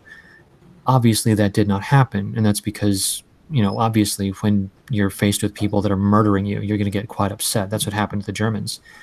And most Germans felt badly about this. Most Germans did not care for being murdered or watching their fellow Germans get murdered by the Bolsheviks.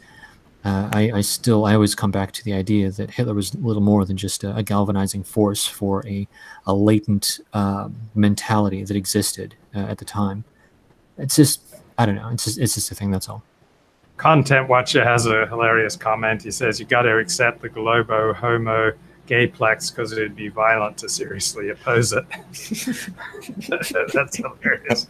Now, Mearsheimer is great in this book because he points out that for all the American rhetoric about liberal democracy and human rights, the way America has acted in these major wars is in self-interest. It is in America's self-interest to allow these European powers to bloody each other and bludgeon each other. But as soon as there was a threat that one power would develop hegemony, dominance over Europe, that's against America's interest, because let's just say Germany comes to dominate Europe. If Germany is allowed to dominate Europe, then it is free to roam around the rest of the world. The reason the United States intervenes all over God's little green acre is because it's free to roam, because it doesn't have any threats in its backyard. So if Germany had no threats in Europe to worry about, then it would be free to roam in South America and East Asia and the Middle East. And so that would be against America's self-interest. So the United States sat back, let European powers pound each other to death, not obviously not applauding that, but that was in their self-interest. And then as soon as there was a threat to American dominance, when in both World War I and World War II, Germany threatened to gain dominance over Europe, then and only then did America intervene. So initially, it just allowed other nations to fight themselves to death. Both World War I, World War II, America only intervened at the last possible moment. And as a consequence, they came to dominate the world with very little loss of life. American loss of life in World War I and World War II was tiny compared to what the British, French, Germans, and Russians suffered. So if you stand back, let your competitors bludgeon themselves into a mess, and then you only intervene at the last moment, you can wipe up your competitors and you can take control. So the way the United States operated in both of the world wars was in a very cool, cold-hearted, rational way, completely in line with Mearsheimer's realism doctrines and completely at odds with the American fine rhetoric about the benefits of liberal democracy. Look what we did. We swept in late, right? Swept in late and collected all the spoils. You know, I don't want to make light of it, but yeah, you know, I mean, the Russians lost millions of people, civilians. They absorbed the Sixth Army. We lost like 30,000, 40,000 people. Pretty insane. Today, we wouldn't sustain those numbers, but still, yeah, nothing compared to what Europe went through. Pretty slick on our part, I'd say. But we let the Russian bear live, and we elevated Soviet communism in the process and brought on the Cold War. Basically brought this globo homo gayplex upon ourselves, I think, ultimately. This is why I always come from the standpoint now that we lost World War II. I agree. I gotta step away for a second. I don't agree. I think we won World War II. We dominated the globe, and then we self-destructed the exact same way all great empires have self-destructed, meaning we allowed the replacement of the people who created greatness by people of a different genetic makeup. So all great powers, rise to power with a particular genetic makeup, and then as they become powerful, mighty, and rich, they attract people of a different genetic makeup who pour in, and then they dilute the genetics and the DNA that created greatness. And I think that's what's going on in the United States today. I don't see it as World War II. I see that starting in 1965, the United States lost the will to maintain its genetic heritage, its particular people. I do agree with that, but at the same time, the only reason that we got to that point is because of the slow decay that happened. Now, of course, this has to be tracked back a couple hundred years, so I understand that my fixation on the communists is largely arbitrary. I do understand that, but the only way that the 1965 immigration policy was able to happen was because of the slow rot of communist infiltration within the U.S. federal government. That is to say, the communists did everything possible to ensure that they were going to take down Western civilization. And they understood full well that the proletariat uprising was never going to happen. So since their goal was to take down Western civilization, and they understood that there was never going to be a proletariat uprising, they decided to switch it over to a racial uprising. So the equation was that the bourgeoisie was no longer going to be merely just strictly class-based, but it was going to be racially based. The bourgeoisie were going to be the whites, and the proletarians were going to be the non-whites. So the concept was to import non-whites into America and into Europe, so that you could have your communist revolution, and it would be all along racial divisions. And unfortunately, this is exactly what's playing out. So I do agree with Luke Ford on this point. I just think that there are a couple of extra layers. Unfortunately, it's an incredibly complex and complicated at the same time situation. Difficult to parse, even for myself.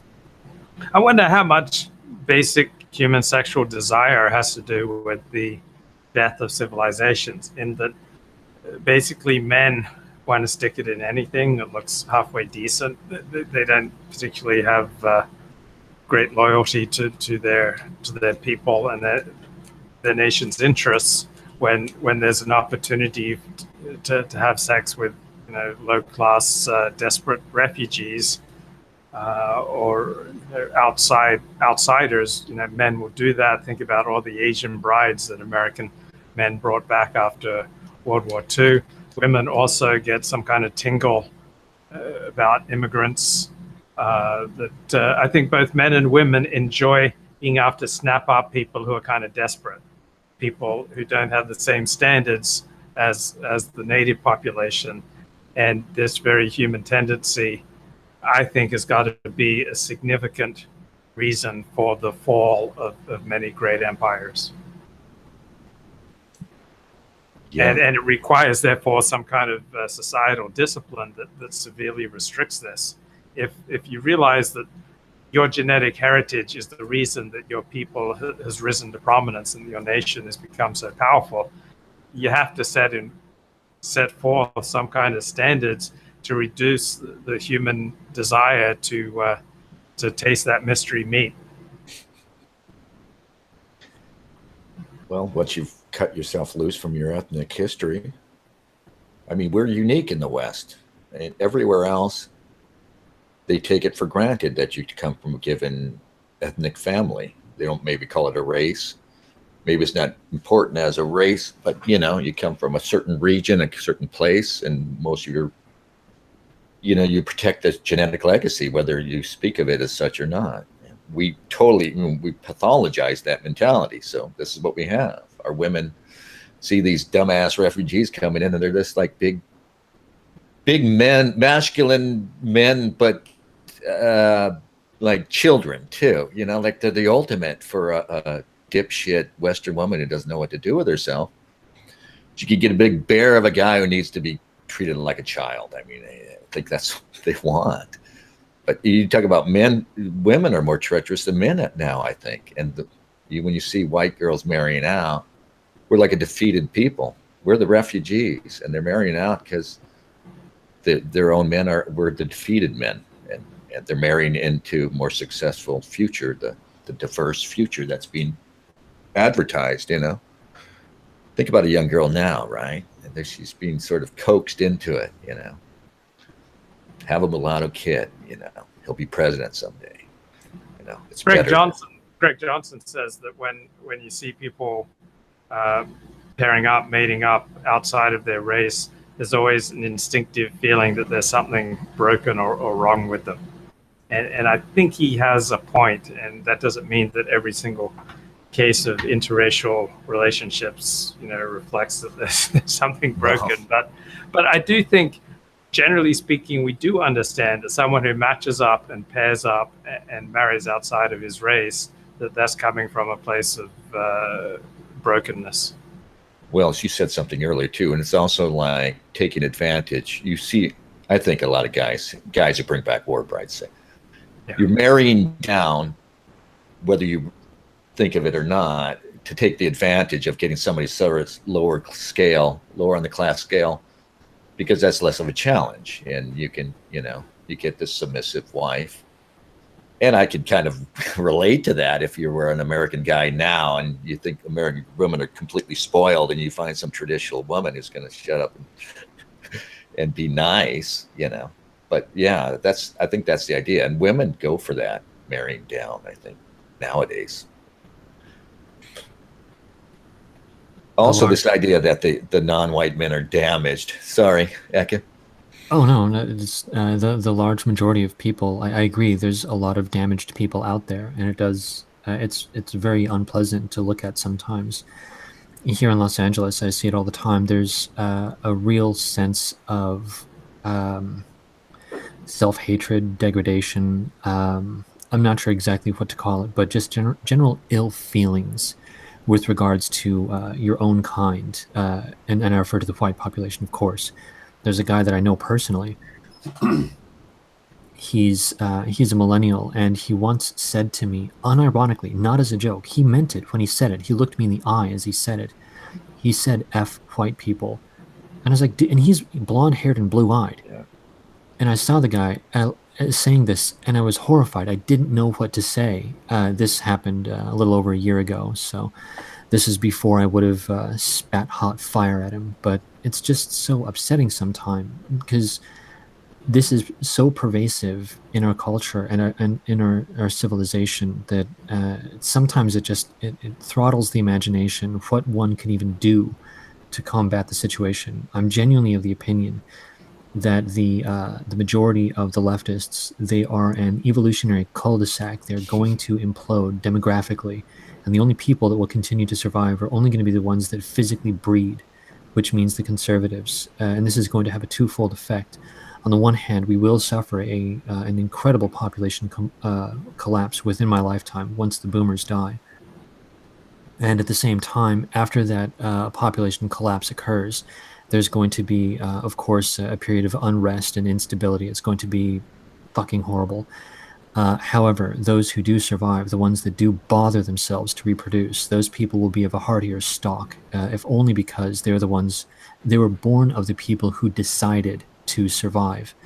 So the silver lining to the black cloud in our future is that the few people that do come out of this, they will be survivors. So thank God there's at least something to it. But oh my God, I completely agree. There's a really unfortunate thing where I'm witnessing the intentional destruction of my own lineage and heritage. It's awful to watch.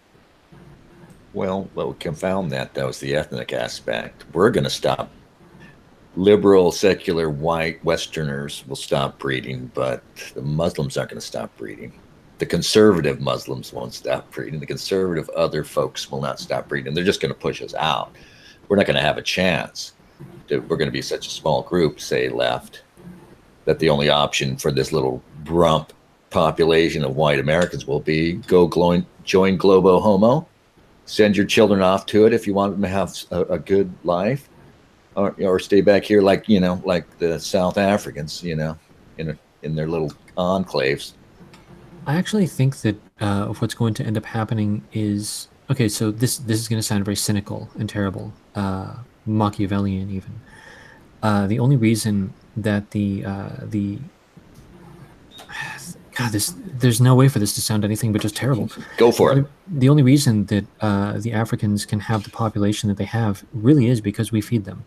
And the moment we stop feeding them, they basically suffer their own larger collapse, just in terms of foodstuffs and housing and all that other good jazz. Once we stop feeding them, they collapse. And something similar is the case also for Mexicans and Middle Easterners. Once we stop feeding them, they go right back into the numbers that they used to have when they were subsisting on their own. So in some sense, the decimation, it's not the decimation. What am I talking about? We're not talking about reducing by 10% or 1/10. This is not a decimation. This is collapse. Yeah, this is ethnic cleansing is what's going on. But once the whites are no longer physically capable of feeding, clothing, and housing everyone else, their populations will reduce. So there does seem to be a larger balancing force that will take place. Again, it's not pleasant to think about, but I think that this is simply what's going to happen. The same thing happened in Zimbabwe.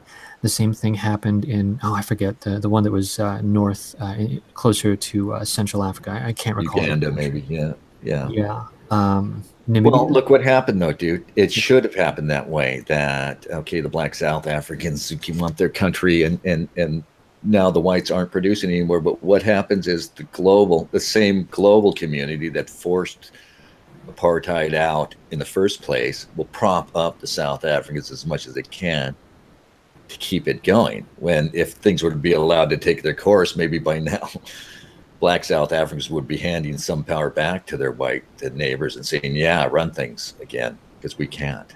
Well, but they have yet to suffer their collapse. Rather, the white South Africans, they're still feeding the blacks. So as soon as they stop, it all ends. And I regret to say this, but I think that the only way that they will stop feeding the blacks is when they're actually massacred to the point that it's physically impossible for them to do so. Anyway, go on. White South Africans are like the Jews in Egypt right now.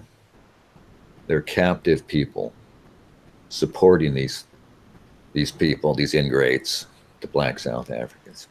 There's a great statement that South African whites would rather die in their beds than make their beds. Yeah, that's the curse of everywhere, right? We imported all these slaves because we didn't want to pick cotton.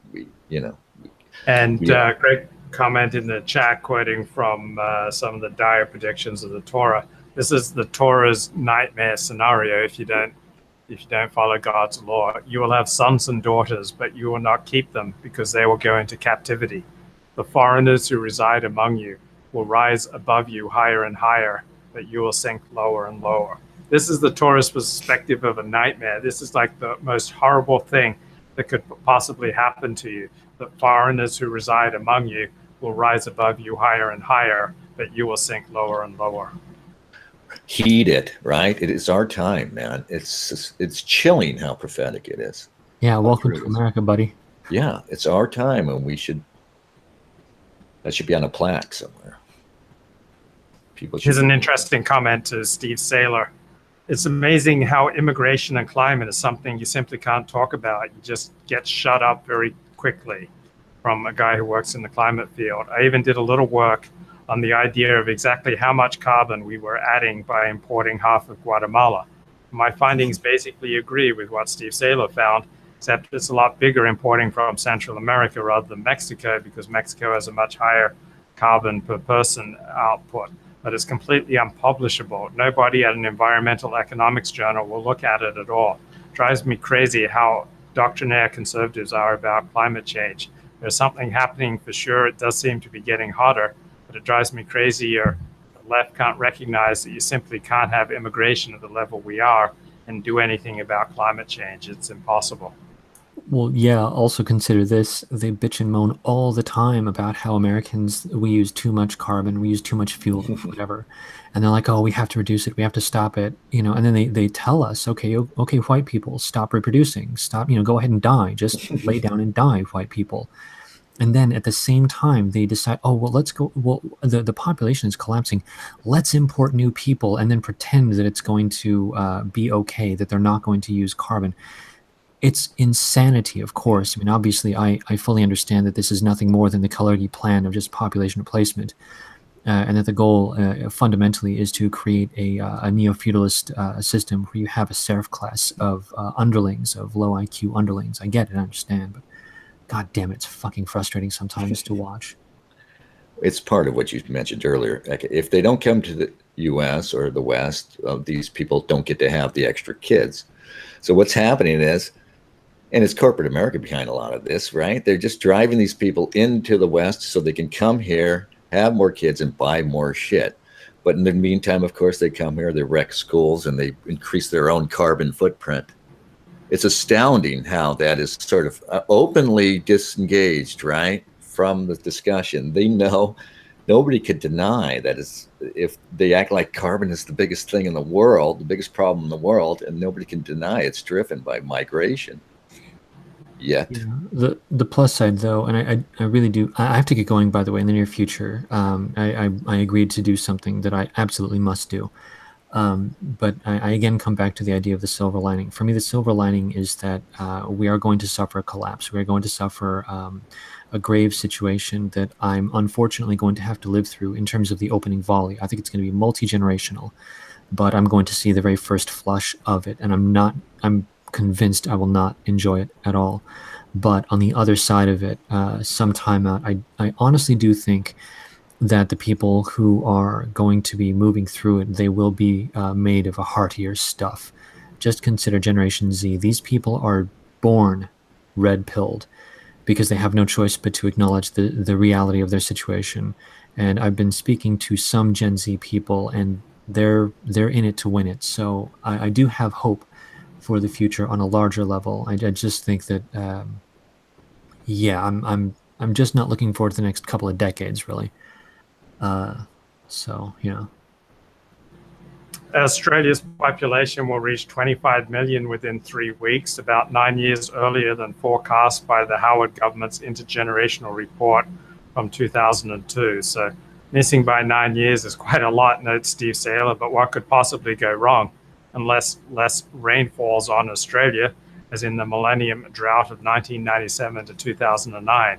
But that would be climate change, and everybody respectable knows that climate change is a hoax. So Australia's elites are perfectly justified in never giving a moment's thought to the interaction of mass immigration and climate change. What? I got climate change backwards? It is respectable to worry about worsening droughts in the future?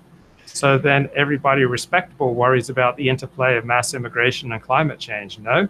Why not? It just never comes up. It's as if the two concepts never occur in the same head at the same time. How do they do that?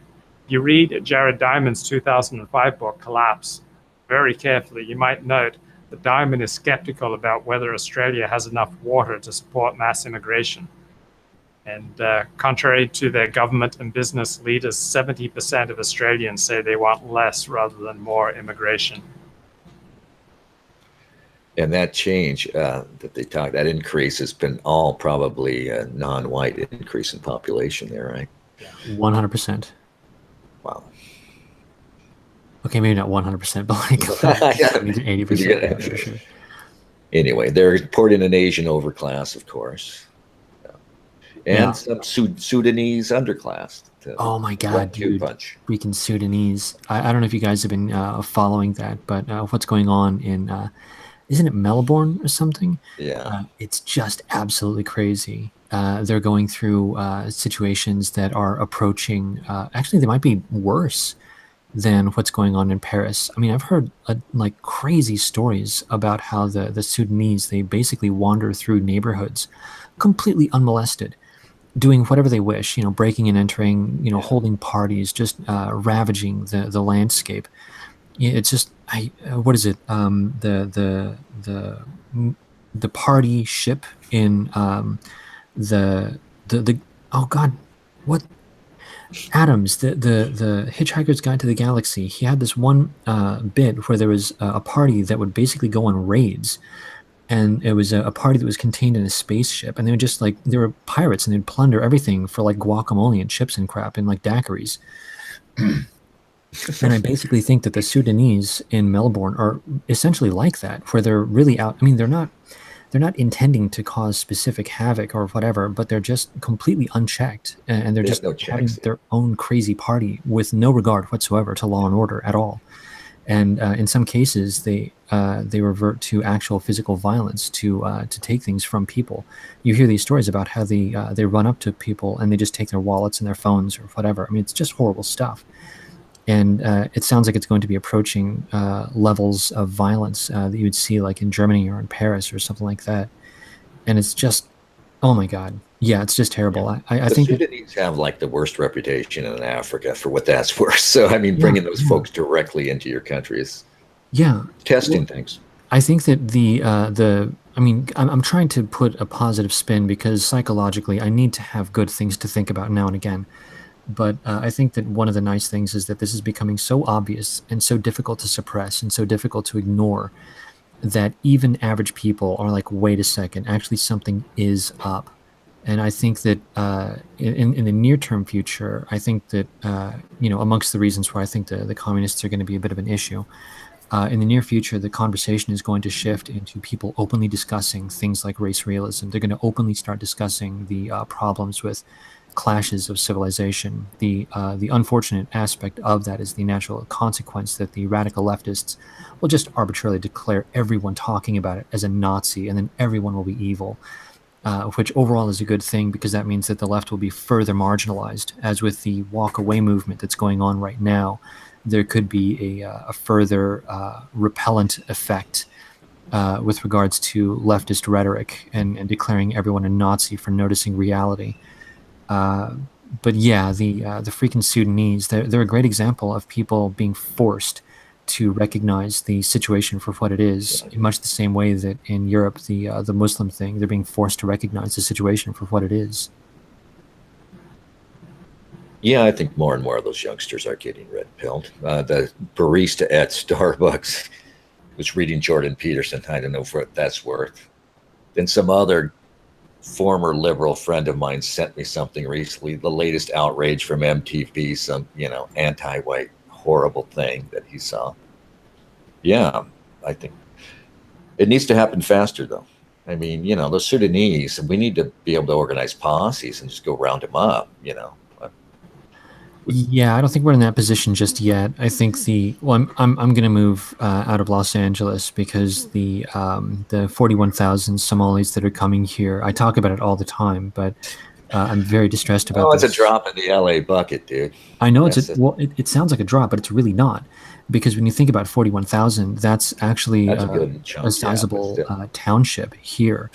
That's like I don't know how to describe it, but the specific area of Los Angeles that I live in is comprised of, I think, 30-ish thousand people or something, like my specific local area. So we're talking about, in effect, like a large village or a small township. Yeah. Now, just imagine those people being strung throughout downtown Los Angeles, which is basically where they're going to be going. They're going to be going throughout downtown mostly. Because the association is Maxine Waters. A lot of these people, they're going to be going into complexes that are owned by Maxine Waters' husband. Really? So that's where a lot of this is going to be going. And where is his property? Well, the majority of it happens to be in central Los Angeles. So that's where they're going to end up. And since central Los Angeles, just by an amazing coincidence, happens to be populated largely by Mexicans, you're going to end up with another racial conflict between Mexicans and blacks. Only in this case, the American blacks, as where they were kind enough to defer to the Mexicans by moving out and moving into other sections of Los Angeles, we may end up with a much more harsh conflict because the Somalians, they don't give a flying fuck. They don't care. No, this is pay-per-view shit. This is the pay-per-view matchup. The Mexicans, we all know about the dowdy Mexicans and their toughness. They actually ethnically cleanse blacks out of their neighborhoods. They're amazing.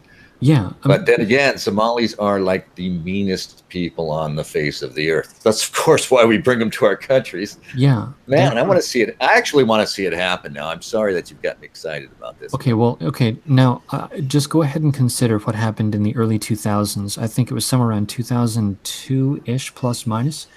There was the bumfights.com debacle. I don't know if anyone's old enough to remember that I here. remember bum fights. I remember that too, and it was a terrible thing. But I think that we may end up seeing something not dissimilar to that once things actually start to ramp up, in much the same way that we see the live streaming of Antifa events. And if you look carefully, if you know where to look, you can find cell phone footage of indigenous Europeans going up against the Muslim marauders. I think we may end up seeing something a little bit like that with regards to events happening here in America. Okay, I'm sorry to sort of like come in and then bugger off, but I have some things that I agreed to do, so I have to take off. Okay. Take care, man. Thanks, for Eddie. coming by. Yeah. Cheers, guys. Okay. Take care. All right. He's great. So, Dennis, anything that you'd like to talk about? Otherwise, I'm going to wrap it up. Well, yeah, one of my cats has gone into the brush behind the house, and I can't get him out of there. And he's been in there for like 3 days, and he seems to be uninjured. He's had some sort of psychological freak out. Do you know anything about luring cats out of the brush? Can you get us some action video? Can you see like the cat? Yeah, no, it's really weird. Yeah, so he's out there. I can't. It's this thick, thorny blackberry. You can't even move through it. You know. Oh, right. Right. I actually tore a section of the fence out and stuck my head in there because I could hear him in there. And I'm like, it sounds gay, but this is how I call him, Kiki. And he can hear me, and then I hear him, meow, meow. The fucker is, because he's been missing 2 days. Right. He won't come out, and I'm thinking he's injured in there. And I even squeezed in there, and I got the clippers, and I cut. And I'm looking, and I can hear him, and he's like right there, but I can't see him. Anyway, I go back inside. You cannot see him. No, that was the first a couple of days ago. Then later, he's got no food or water out there. It's really hot. There's no water anywhere. So I bring some food and water out, and I call him again. But I got to be careful because there's raccoons out there, and they're going to come and get the food and water, right? Anyway, so I lay back, I come back, and I can tell if the cat got it or the raccoons got it. He came and got food, so I know he at least can move around and shit. I'm like, what's wrong with this cat? And then again at night, I hear him really loud. Like, okay, I'm gonna pull him out of there. And I go out there with my phone, flashlight, and I stick my head through I stick at my phone and I'm looking around, and there's cat is down by the creek. There's a creek that runs through the middle of it, and he's actually facing the creek, making this sound. Really weird, creepy, and I'm right behind him. He knows where the house is, right? I don't know what this cat's he's seeing ghosts or something, right? And I'm calling him, and I'm trying to get to him and get him out of there. Anyway, that's the last I saw of him. I put more food out. He appears to have got the food this morning.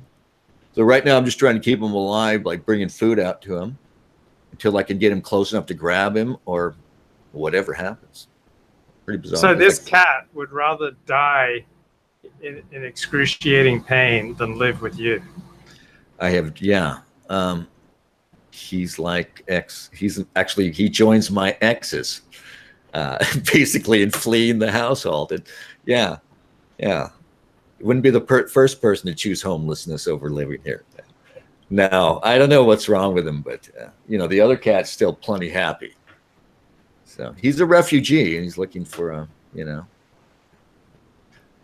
cat is a metaphor for Western civilization. Yes, I mean he's out there. I know he's stranded himself for no apparent reason, and I'm trying to lure him back into civilization. Maybe you could find a Somali to figure it out for you. The Somali who would do this work that I can't do, probably with their greater understanding of things generally. They've got to be wiser and more in touch with the animal world than I. So let's get them in here. Right away. Why do you have cats? Normally men don't have cats. I know. I always stress that I ended up a single man with 2 cats by default, by accident, because they're my daughter's cats. Okay. She grew up, moved out, and I've got these two ancient cats. One's like 17 years old, the other one's like 12, you know, and I'm basically waiting for them to croak, or they're waiting for me to croak. We're like three geldings here. Well, maybe you could take the cat that is happy in your home and you could drop him right in the middle of this blackberry bramble, and that way you can have a final solution to your cat question. Well, I need to diversify the bramble bushes, don't I? I mean, they're not diverse enough.